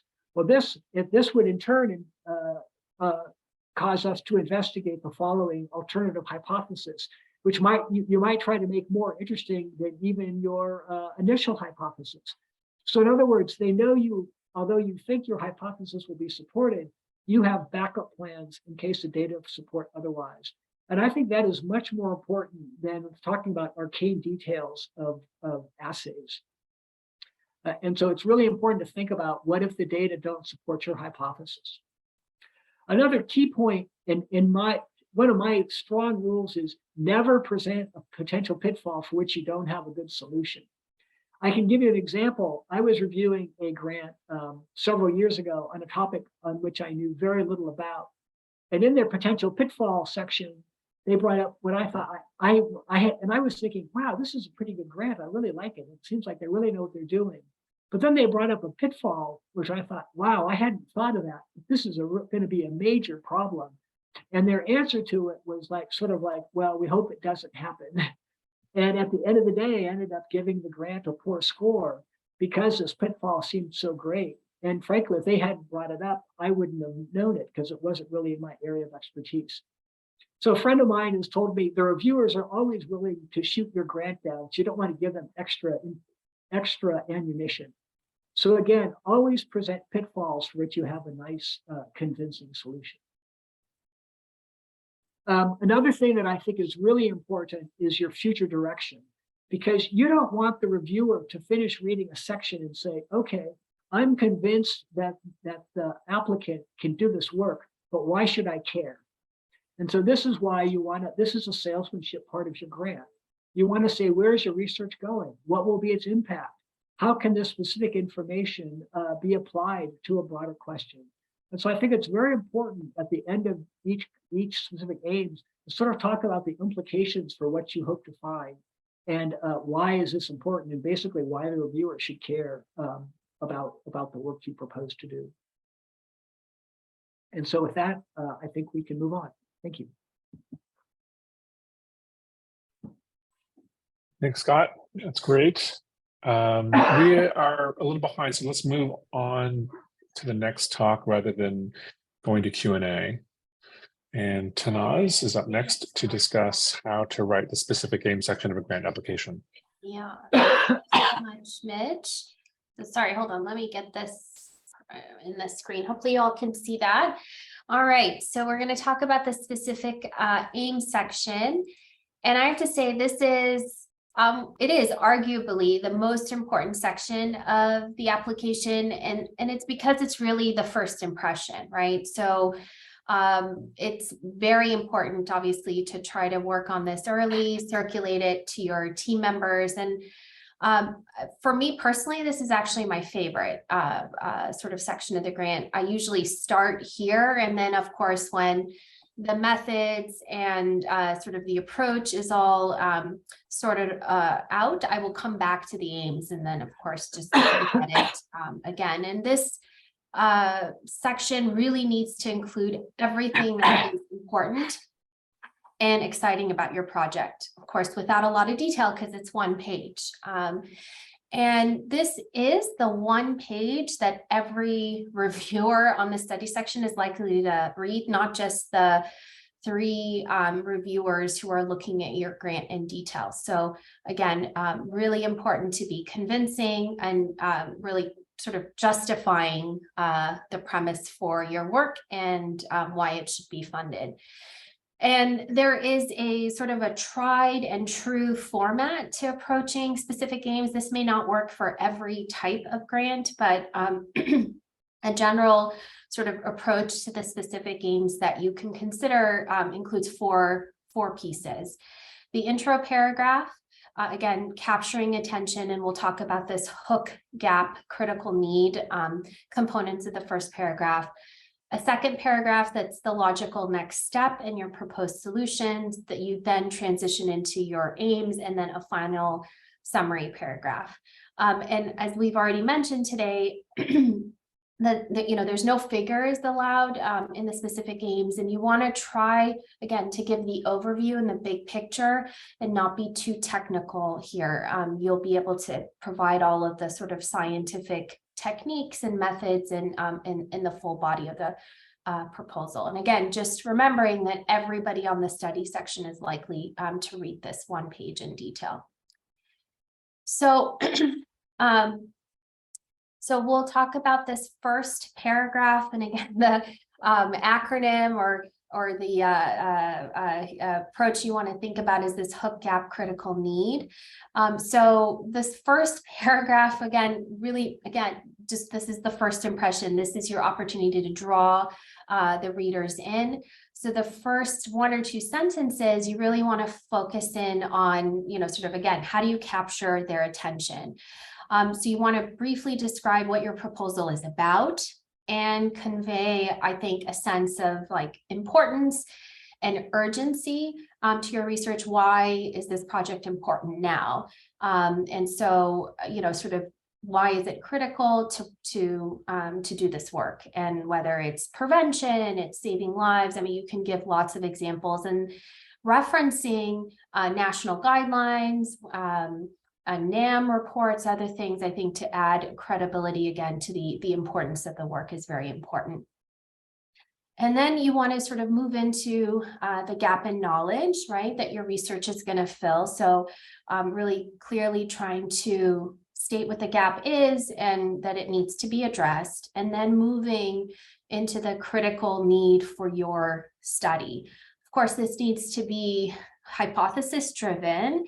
And, whether it's a new compound or a treatment that you're proposing to develop, why, that is needed. And this is really why your proposal should be funded, right? So, why do we need this study conducted? And so emphasizing the significance of the problem you're trying to address and being clear that, there's sort of a next logical step, which will be the next paragraph you'll jump into. But let me give you an example, and I'll quickly read this. So again, this is thinking about that first paragraph in the aims.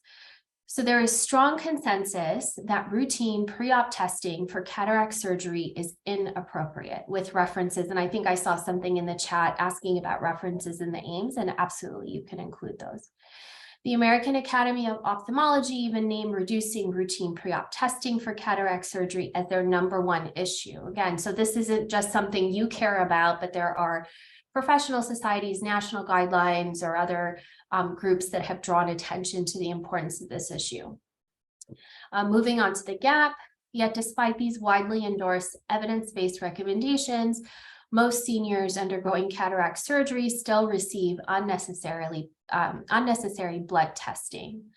And then again, transitioning to the critical needs. So widespread reduction would save billions of dollars, reduce exposure to unnecessary, potentially harmful tests, and allow millions of seniors to spend more time enjoying their life rather than wasting their time receiving inappropriate health care. Again, so being very, sort of explicit about saved dollars or saved lives and sort of the scope or the magnitude of potential benefit. So the second paragraph is kind of the next logical step. So what are your proposed solutions? And this sort of helps transition and move you into the aims we'll talk about next. But in this second paragraph, you really want to convince the reviewers that you and your team that you've put together have the solution to address, the current gaps and the expertise to sort of complete this work. So you want to keep your wording simple, relevant, really to the point, and sort of what do you want to do? Why are you doing it? How do you do what you do? And again, you can mention prelim studies here. You don't need to go into too much detail. And again, just illustrating the expertise of the team. So here's an example of a second paragraph. It's a pretty brief example. So we hypothesize that, blank intervention will dramatically reduce pre-op testing for cataract surgery.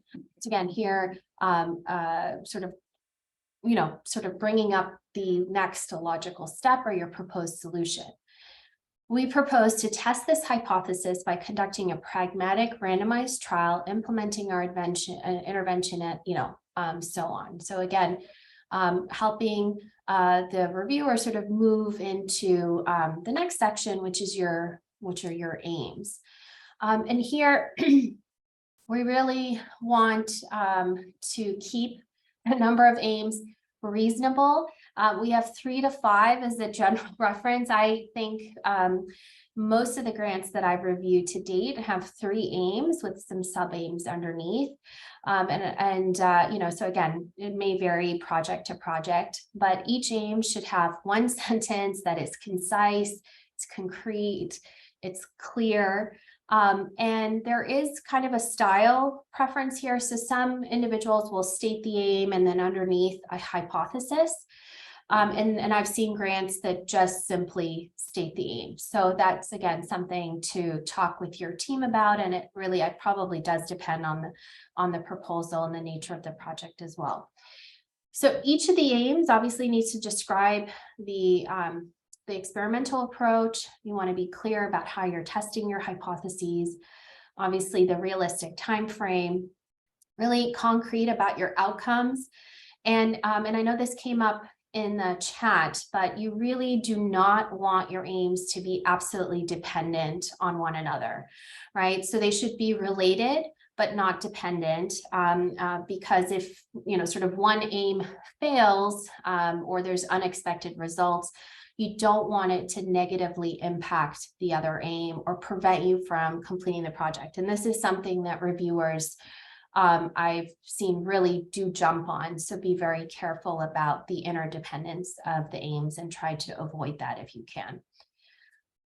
So again, here's an example. So aim 1 is listed as to integrate a 2-pronged behavioral economics intervention into the UCLA Health EHR. The intervention will include 2 types of behavioral nudges to promote the desired reduction in low value care. And then you would list each of those nudges. And then aim 2 might be randomized cataract surgery patients over a 1-year period to one of 4 types of preoperative visits. Then measure and compare the efficacy of each intervention using a 2x2 factorial design. Outcomes will be measured at 12 months after the intervention start, including, and then you've got your primary outcome listed with some detail, and then secondary outcomes, which for health services might be patient level, provider level, or system level outcomes that you're going to be interested to look at. And then you move on to the final paragraph. And I think that this is unfortunately one section of the aims that's often overlooked. I can't tell you how many grants I've read where there's like 1 sentence after the aims, and you really want to avoid doing that. And so, they have this sort of analogy for us to consider, this hourglass that you see on the slide. And so if you think about your specific aims page as an hourglass, there's sort of the wide part represents the general information. You give at the top sort of why is this important, the global or the US significance. The narrow parts are those fine details. And then you sort of want to kind of bring the reader home with the broad base to support the entire proposal. So, so you really, in this final paragraph, and please don't forget to really add some meat to this. Again, just talking about innovation, what is new because of this work, outcomes, expected outcomes for the project. Again, using plain language, what do you expect to see at the completion of the project? And then the impact. And I think this is really, really important and shouldn't be left behind. But how are you going to help those who need it?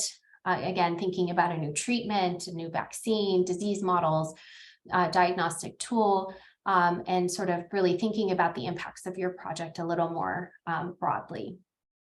So this is kind of a long example, but I'll just read through it. So reducing patient exposure to unnecessary care is central to improving patient outcomes and value. Because of the close partnership between our UCLA informatics co-investigators and the EHR vendor, the low-cost intervention that we propose to implement and test would be easily available to all Epic-based health systems with potential to dramatically reduce inappropriate pre-op testing across the nation, right? So highlighting the partnerships that are part of this work, and then again, the potential impact isn't just something for this health system and where this project is going to be based, but there's implications for health systems across the US that might use Epic. Another example, EHRs are in their infancy, and we as scientific community are only beginning to learn how to use them as tools to promote desired care processes.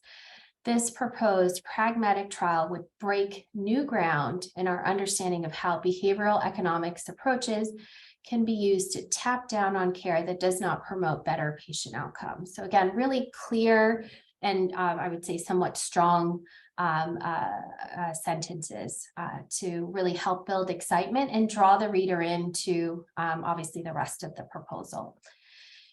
You do want to make sure that you go back throughout your proposal and refer back to the specific aims. Again, restating the aims, including the hypotheses, and of course, those need to be, as David was saying, obviously you'll have detailed method sections for each of your aims.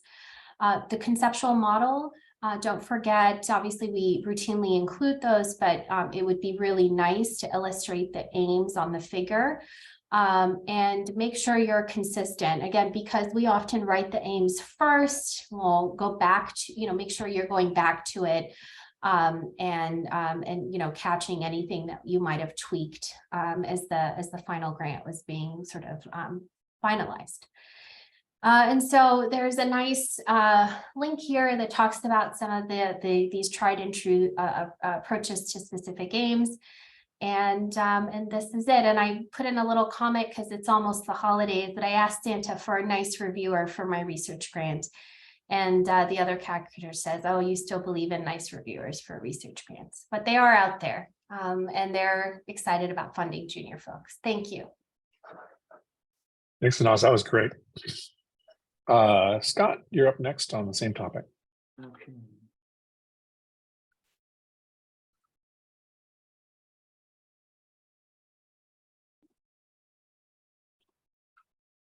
There we go. Yeah, I'm going to be brief on this because I think Tess did an outstanding job of talking about the key issues. But just to kind of reemphasize what she said is, remember, this will determine most of the reviewer's scores. And it should convey your excitement and should make the reviewers want to read more. So you want people to look at this and think, wow, this is really interesting work. I think this is a grant I'd like to see funded. As I've already said, you typically have a paragraph that has the background, the importance. A lot of people like to quote the RFA, if there is one for the NIH, or say, like, for example, with infectious diseases, we would say, this is a WHO priority pathogen to kind of emphasize why it's important that you're studying it. You want to talk about the prior research, but especially your own, like our preliminary data suggests the following. You want to, again, talk about gaps in current knowledge, but do it in a way, again, that's non-judgmental. And then, of course, your overall hypothesis. And then, of course, specific aims and bullet points. And it was already mentioned at the bottom, try to put a paragraph on importance and impact of the knowledge to be gained. Now, the one thing that I've been doing more recently is that if my specific aim page actually has a little room at the bottom, I actually put a line across the bottom and then put all the abbreviations, because I've read this in other grants, and especially if it's the area I don't know well, I find it really nice to be able to go back to the front page of the grant when there's an abbreviation I don't understand. And so if you have room, you can put a line across and put in abbreviations. And frankly, the abbreviation section, since it's effectively a footnote, doesn't have to be an 11-point font. You can put it in maybe 10 or even 9-point font to make it fit. So I sometimes put abbreviations at the bottom if I have enough room on the page. So the key point of the SIC name page is it must be easily understood. And let me give you an example. I used to be on a study section called the AIDS Opportunistic Infection and Cancer Study section. And so I was on to review the grants that involved fungal infections that AIDS patients would get. But on the other hand, this study section also looked at parasitic infections, viral infections, and even cancers. So you can imagine, as an infectious disease person, seeing a grant about cancers, I probably didn't know that much about it, but what was just said is pretty much when the grant is being discussed, pretty much everybody reads this with the AIM section. So it must be easily understood. You really want to tell a story and assume that a naive but scientifically literate person can understand it. This is where you really want to avoid jargon and abbreviations, because although you may think this abbreviation is common in the field, again, it might not be in some of the other people who are going to read it. Again, stick with simple declarative sentences and provide a clear description of what you hope to do. There are some things to avoid. Again, no jargon, minimal abbreviations. Obviously, you can use things like PCR and RNA, but other ones try to avoid. Really try hard not to make it dense and hard to understand. I've seen ones where they put pitfalls of the proposed research, and considering this is a salesmanship of the grant, you don't want to raise questions in the reviewer's mind on the very first page of the grant. So you don't want to do that. Again, you don't want to criticize other people's works. You can certainly talk about gaps in knowledge. In fact, that's really important. But again, you don't want to explicitly criticize a person's work, because what if the person who trained in that person's lab, or that person, him or herself, is reading your grant? They're obviously not going to be very impressed. And as was already said, we don't want to have one aim that depends on another. So the one thing, though, is what happens if you do have a series of experiments where, they are connected, where one does depend on another. So what I tend to do with that is put them into a sub-aim, because no one's going to care if sub-aim 2.2 depends on sub-aim 2.1, but they're certainly going to care if aim 2 depends on aim 1. So if there are some things that are interdependent, you just put them as separate sub-aims within one aim. So the key things to do is make sure the research will address your hypothesis. And the other key thing, I just can't emphasize too much, is have people outside your field read your SIC AIM page. In other words, don't just have your lab members read it, because they're going to understand all the background, but have people who don't know that area very well read your SIC AIMs. And in general, I would think it's important to have your entire grant read by people. One easy way to think about it is you'd much rather have your friends tell you what's wrong with your grant than the study section. And I can tell you, even now, even though I've written an awful lot of grants, even when I think I've written a really good grant and I send it to my friends, they always find stuff that's either unclear or potential problems that I haven't thought about. And it's really, really helpful to have other people read your grant. And this also then means you can't procrastinate too much. And I tell you, I'm a natural procrastinator, but I always try to get my grants done a week or two early, at least a rough draft, so that I can send it out to my friends to read and my collaborators, so that they can find potential mistakes or things that I could say better. So thank you.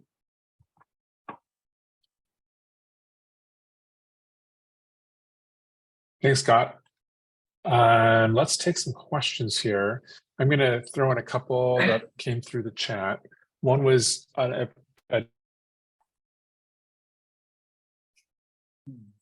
seems to be a problem for our moderators, keep freezing. But I know one question about is Mitch back? No, he's still frozen. No. Okay, well, that's all right. We can look at the chat. I know there was a lot of discussion about figures, or questions about figures, and I have generally avoided putting figures and as Mitch said,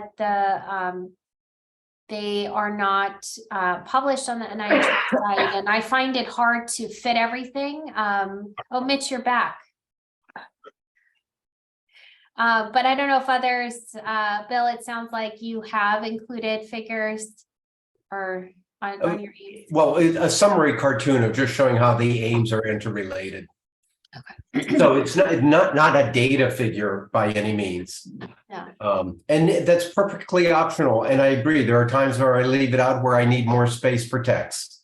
And so it's a judgment call. We were talking about aims and figures. Yeah, and aims. figures. That was, there was a figure lot on of the A's page. Yeah.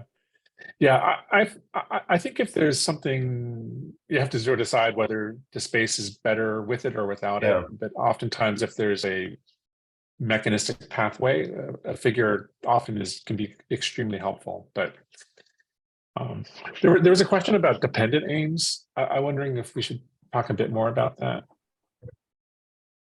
Yeah, it's actually something in my many years of reviewing grants that I've encountered rarely.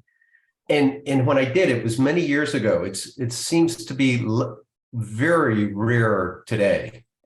And at times I sort of struggle with giving a timely example of how aims would be interdependent. But if you had an aim one where you had to identify something, I'm going to identify this protein that interacts with this other protein. And then aim 2, now I'm going to study the new protein. Well, if you never find it, you cannot do aim 2. And I think that's sort of the nature of the interdependent aims, at least in basic science, but I just really haven't seen them. I mean,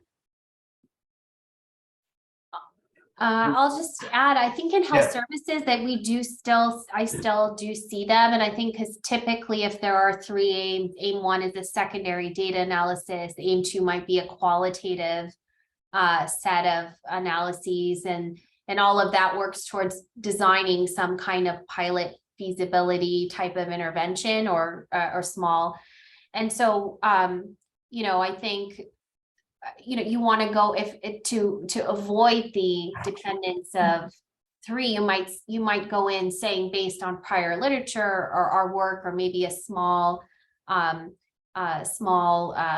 study you've done before submitting the ER. This is what we think the intervention will look like, and we will take what we learned from 1 and 2 and kind of make it better, but that you don't absolutely need the secondary analysis to be completed before you can design your intervention. Is an example I've seen on the HSR side. Yeah, I think in HSR, it's more common to see dependent aims. Sometimes they're unavoidable. Sometimes you're testing the impact of some sort of intervention. And your sub-aims, your other aims might be like a subgroup analysis. And so, but I think the way I've seen people get around it is that the preliminary data are so good that there's the sense that the intervention is likely to work, or that even if the intervention doesn't work, that's still it's so important to understand that they're willing to overlook the sub-aims. And then third way is that you can write it that the sub-aims, even if the main effect isn't there, you might see the effect in subgroups, in which case that still helps you understand the potential future impact of a version of the intervention or intervention administered to a subgroup. So, yeah, and for for biomarkers grants, this is often sort of a necessity to have some interdependence, where a first aim might be the discovery component, and then sort of later stages be a validation component. And one way to finesse it sometimes is to sort of include some known targets as well as a discovery component. So at the very least, sort of some of the known targets might be validatable in a second aim. But sometimes there's kind of no way to get around it, depending on your field. But other ways are just having fewer aims. And what Scott was saying, just have it 2A and 2B rather than 2 and 3. It sounds a little ridiculous, but I've seen that to be effective. There was an earlier question about the pitfalls, and Scott, the question was, do you write a pitfall for each aim, or how do you organize pitfalls? Yeah, I try to put one at the end of each aim. Sometimes sometimes depending on how complicated the aims are, even at different subsections of the aim. Kind of depends on how complicated it is and the likelihood that it's going to work. I mean, the one thing that people tend to write in grants all the time, which maybe it's my own pet peeve, is we have a lot of experience in this field, so we don't anticipate any technical difficulties. When I read that, I feel like, yeah, sure. Everybody always writes that. And I look to myself and think, they just wasted 2 lines of text that they could have used for something else. And so obviously, if they show a lot of preliminary data where they've done use the techniques, I think it's kind of obvious that they know how to use those techniques. They don't need to tell me that. And I would rather use the space for something more creative, like, what if their primary hypothesis isn't supported? What are they going to do next? But as I said, in my experience of reading grants in the young investigators, is not considering what happens if your primary hypothesis is wrong. Is one of the major mistakes that people make, and a major criticism from review sections. Another reason to put the pitfalls within the aim is actually put that discussion close to the approach section. So there's been studies done by sociologists and psychologists that have shown that reader cognition decreases as you start separating topics that are the same topic. And so if you put pitfalls way at the end, and I read aim 1 5-6 pages earlier, and I was like, I have to go back and reread it. And so, yes, definitely put it close. Right. And I tend to try to blend in future directions in that section too, if I can. It doesn't always work, but you really want the people to come, you don't want them to say, so what? Like, oh yeah, Scott can do the work, but why do I really care? Right. And so you really want to try to make it that they know where this is going and what it could lead to. That's great. Let's get a little bit of time back and move on section. And then we'll finish with a last round of Q&A. And while I still have people on the line, and while Scott gets his next slides up, there is a session tomorrow between 9 through 11 where we will review specific aims. And just to follow up on what Tannaz said, I personally also think that the specific aims page is probably the most important page. It is also my favorite part of writing the grant. So the session tomorrow between 9 and 11 is 4 people have submitted their specific aims, and we will go through the aims and discuss the content and how to improve. And I do think that it will be a useful session for everybody attending, even if you're not the one who submitted your aims page. So I highly recommend attending. And for any of the faculty who are here today, would love your participation on that session between 9 and 11 tomorrow, but if you can't make it, that's fine. All right, on to you, Scott. Okay, so this section is on what you do when your grant doesn't get funded.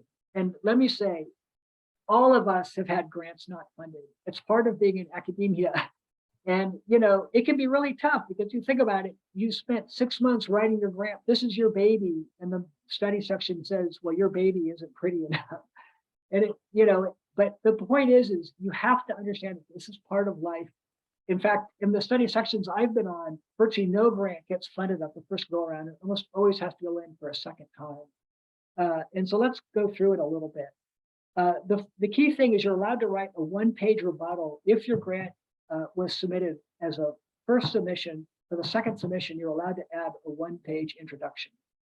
So the way to think about this is a book actually by Elizabeth Kubler-Ross, which is called On Death and Dying. And what she posits is that when someone loses a loved one, you go through these sort of feelings of stability, immobilization, anger, bargaining, depression, and finally acceptance. And I think I would argue that many people whose grants get rejected go through these same sort of cycles. The key thing is this is not when you want to write your rebuttal letter. Everyone tends to feel angry, like, oh my God, I just had idiots review my grant. These people clearly just don't know anything. The problem is you have to realize that when you resubmit your grant, it's highly likely that at least 2 of the 3 reviewers who reviewed your grant are going to review it again. So if you write a letter full of vitriol, a rebuttal letter about how these reviewers just knew nothing, the person who's reviewing your grant and who probably reviewed it the last time is going to see that letter, and that's not going to go well. So this is when you want to write the rebuttal letter. Once you've sort of cooled off and accepted it and move on. The way I think about it is if they say, it's really a shame that the applicant did not include this possibility, and the answer is you did, you could look at it as two ways. One is the reviewer just doesn't get it, but the better way to look at it is that means I didn't do a good job of presenting my research. And so you basically have to look at any of these critiques as a reflection on you and ways that you can improve your grant. So this is the process. Once you get your critiques back, it's really a good idea to contact the program officer. You should always do it by telephone rather than email, because the program officer will tell you things by phone that he or she would never put in an email. The other key point is you don't want to shoot the messenger. So the program officer is not the person who reviewed your grant. They're just conveying what went on at the study section. So don't take your anger and frustration out on the program officer, because that program officer, you want to be your friend and you want to keep him or her on your side.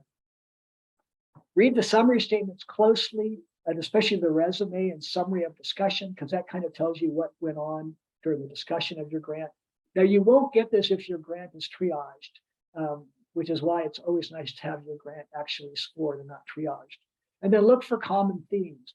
I mean, if there's something that one reviewer says and another reviewer doesn't say, that's something you should pay attention to. But if there's a critique that more than one reviewer says, those are things you absolutely need to pay attention to, and you absolutely need to address. So the common grant writing problems include poor writing, these are fixable, insufficient information, experimental details or preliminary data, a weak premise or significance, approach is not shown to be feasible, but the applicant can demonstrate feasibility, and insufficient discussions of potential problems and alternative approaches. So these all can be fixed. The ones that are much, much harder to fix are philosophical issues, such as a reviewer believing the work is not significant, the hypothesis is not sound or not supported by the data presented. Again, this is where as I mentioned, you really want to look at your data and make sure they support your hypothesis and not alternative hypothesis. The work has already been done. I mean, some poor people have sent in grants, and like right after the grant went in, there was a massive paper in a big name journal that basically was aimed 1 and 2 of their grant. That can be really tough. And the other thing, of course, is proposed methods not suitable for testing the hypothesis. And finally, poor investigator or environment score. I think, as Bill mentioned, the environment score at a place like UCLA is unlikely to be a major issue, because most people at UCLA, most people would think that UCLA is a great environment to do research. The investigator score, though, does mean something. And the thing that will give you a poor investigator score is, for example, having big gaps, recent gaps in your publication record. And so it's very important to make sure that you're publishing in the area on which your grant, on the subject of your grant, and keeping a steady stream of papers coming out. So the rebuttal section is only a single page. So a key thing to remember is that when your grant goes back in for re-review, it's highly likely that at least one, if not 2 of the reviewers who reviewed it the last time will review it the second time. But you may well have a new reviewer too. All the reviewers will get from your previous submission is the critiques. They will not get your previous grant. So they will read through the critiques and then basically read your intro and then your grant. And a scoreable issue is, did you respond to the previous critiques? So even if you think a critique is not valid, you should really try to respond to it. The other thing that I find that people make mistakes is that when they write the first page, they write the introduction at the end of their grant. So they typically use a lot of the abbreviations and don't do much explanation for the intro. But on the other hand, as a reviewer, when I review a grant, the first thing I typically do is read the previous critiques and then go right into the intro section. So you want to make sure that you don't have abbreviations that you haven't defined in that page. and that it's easy to understand, because that's the first part, really the first part of the grant that a reviewer is going to read. You want to briefly summarize major criticisms. Some people write a paragraph or so talking about how the reviewers, the peer reviewers like the grant, what aspects they like. Personally, I typically don't have enough room for that and realize that the reviewer will read the critiques anyway. So I might put in a sentence like, we thank the reviewers for their constructive comments, and we have changed the grant accordingly, but I try not to spend a huge amount summarizing the good points of the grant.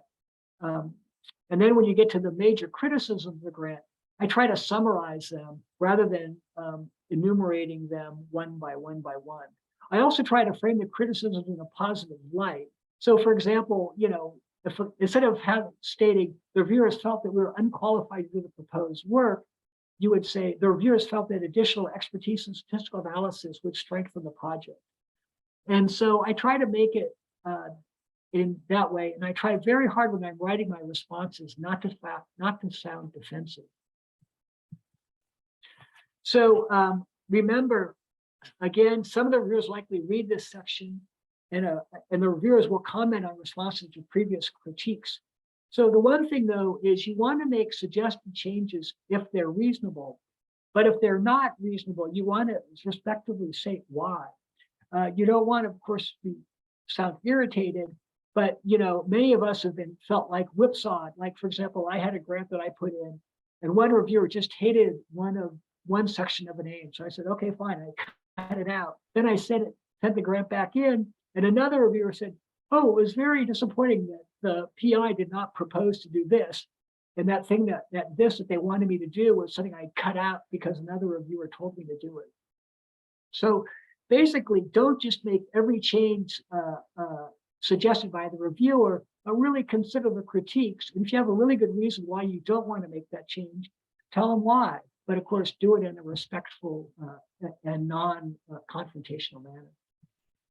So I'm giving you quotes from reviews that I have read, or introductions I've had. One was, the reviewer is just plain wrong.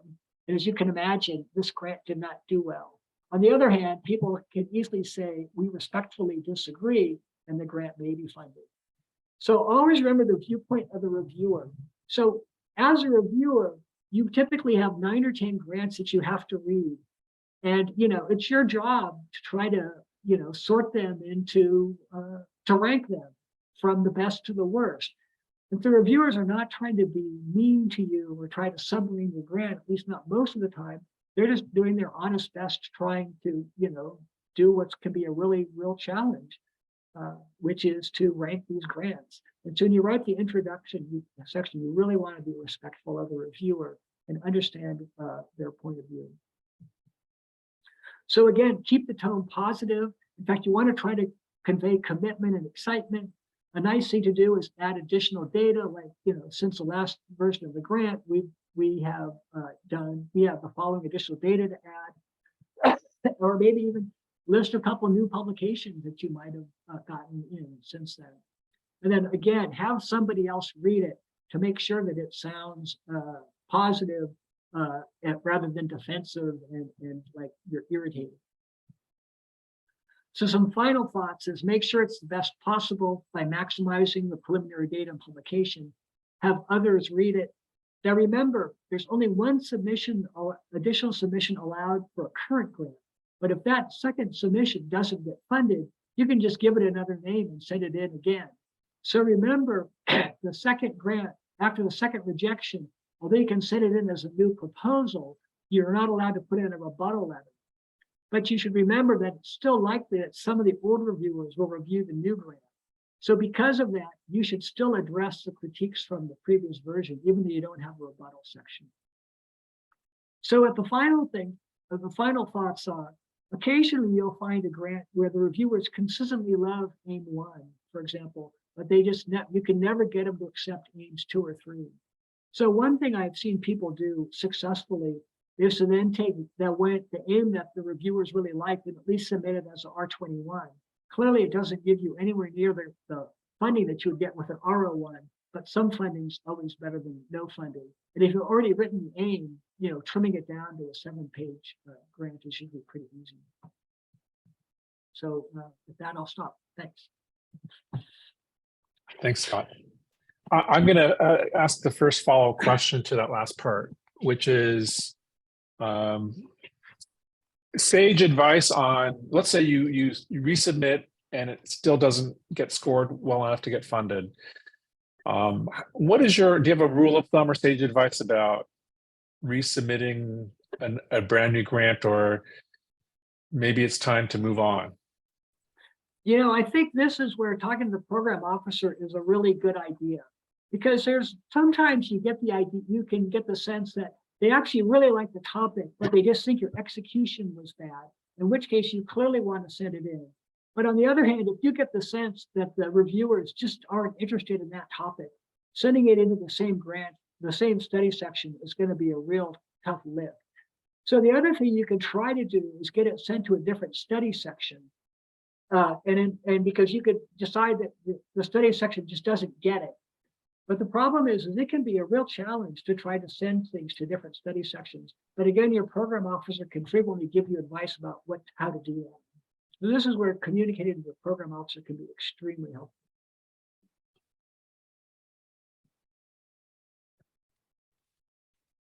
I'm going to put a link into the chat.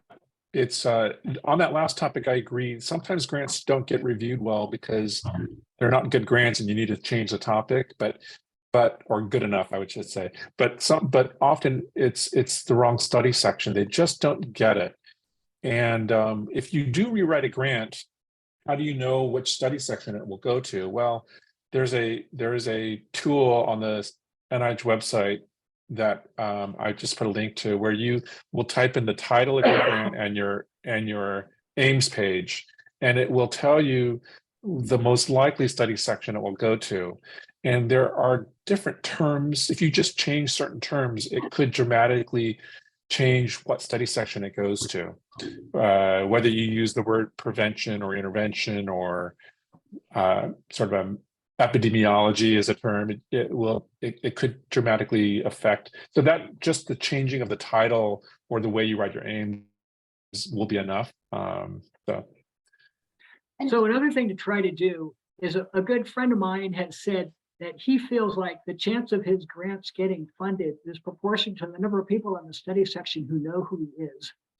And I think there's a grain of truth in that. And so the other thing to do is look at the roster of the study section and try to find out what meetings these people typically would go to, and go to those meetings and introduce yourself to them. If they're giving a talk, ask a question or come up afterwards.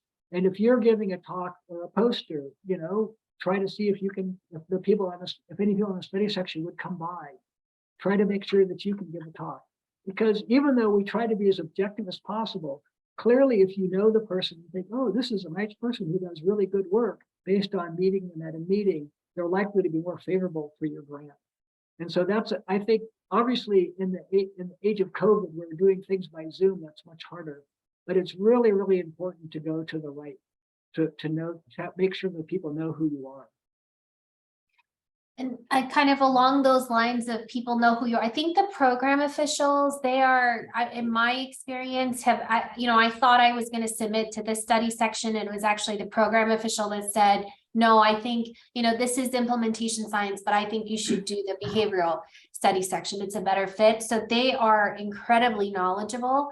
And I found their advice very, very helpful. And many times I changed study sections completely based on their advice. So, and actually on the parts that Scott, you were presenting too, I think obviously meeting with your program officer, right? And just going through what your rebuttal is going to be, or your approach to, I think that I found that incredibly helpful. And they really do want to spend the time. I think they want these grants to come back. If they believe that they're likely to get funded on the second round. So they'll be supportive for sure.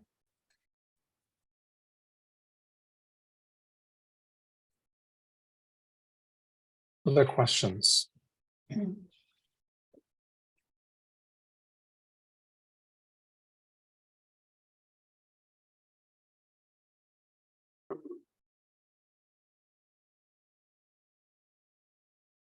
I see a question that for me in the chat on so the question was, how do we address sample size when the available sample sizes are limited?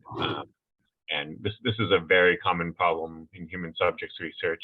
And so, you know, I think often a sample size calculation is sort of done in sort of a backwards way. We start with what is the available sample size, try and sort of figure out what effect size we'll be able to detect with that aim. And then the question of trying to convince the reviewer that that's sort of an important effect size, whether it's sort of, you can kind of phrase it as sort of a minimally clinically significant, clinically important difference. You know, some scenarios we also will sort of transition from a hypothesis testing based power calculation to more of an estimation based. So instead of saying that we're gonna compare the, say, proportion of subjects with a particular disease between groups, it may be saying we're going to estimate these proportions, and that this sample size will give us a precision in our estimate of sort of plus or minus X% or something like that. So I often use the kind of estimation-based power calculation strategy, particularly if we do think that power is going to be limited, or if it's an early phase study where it's a little bit more of a pilot study than a confirmation study, than focusing on estimation. But you know, this is one where definitely I will comment here that power calculations.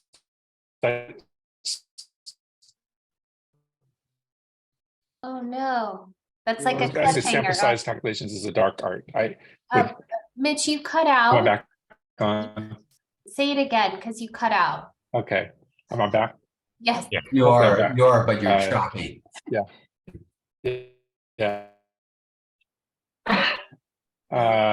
Let me just take my are so tricky. It's a dark art. I would just reemphasize what David had said. Speak early with a statistician and work out your sample size calculations at the very beginning, because it's important. Yeah. And I'll emphasize too, and I know David and I have talked about this in the context of some of my grants. I think for those primary outcomes, they have to be, I mean, you know, and so what we might do is move something to a hypothesis, you know, a sub-aim, a hypothesis generating sort of question that we want to look at, but that the main outcomes are powered, I think is really critical. Yeah, and and definitely, you know, this is an area that our biostat program, you know, can help on, and you know, feel free to reach out for a consult. You don't have to have all your ducks in a row before coming to talk to us. And in fact, it's often better if you're just sort of thinking through, if you're still at thinking through the concepts, then you know we can hopefully help give you some ideas of different ways you can go. Also, this is where having co-investigators can be really helpful, because again, if you have someone like David as a co-investigator, and they know, and they read the sample size thing, and they know it's written by a card-carrying statistician, that will carry a lot more weight than if someone like me writes it. And so again, it can be very helpful that way to have co-investigators with specific expertise in an area that you might not have that much strength in or credibility. And I have to say that, you know, the best you can often hope for with a sample size calculation is for the reviewers to ignore it. It's very few times you get extra points for a sample size calculation. Our goal is to write something that sounds reasonable, and then reviewers can go on to look at other things.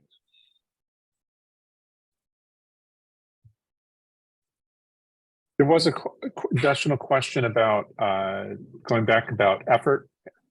And if the question is, if you drop your effort to 50%, I'm not sure I understand that part, would you be able to retain those funds for salary coverage in a no cost extension period? Don't know. Oh, this is about 50% on the K.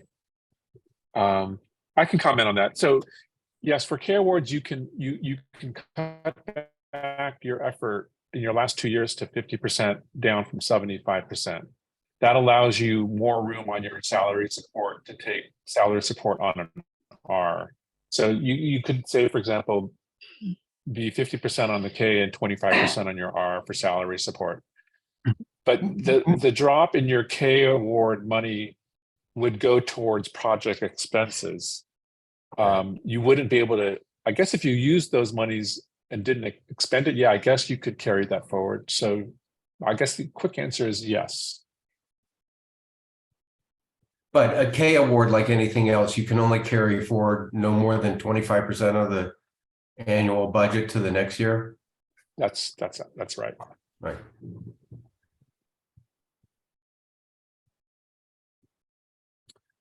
Well, we're almost at the end. We have time for one more question if anybody has any.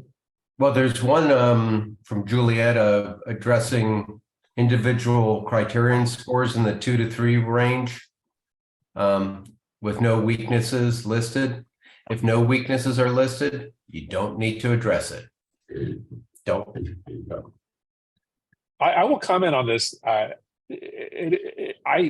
As a reviewer, I really, as a recipient of those scores, I really don't like it because they don't.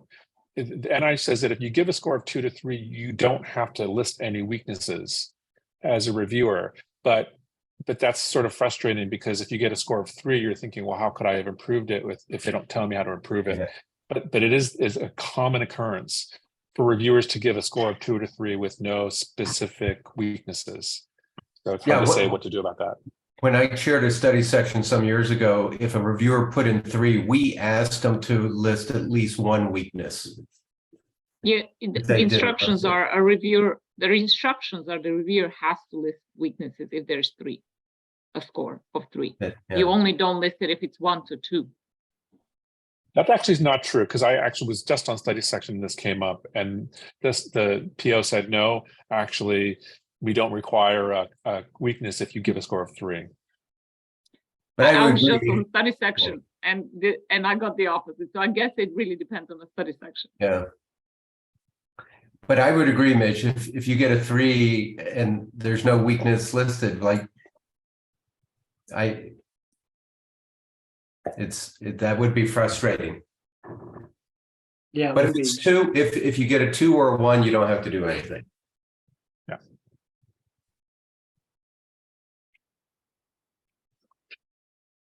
All right, so we're at the end of the hour, just about. For the audience, if you have more questions, you can send them on to us, me in particular, in the CTSI.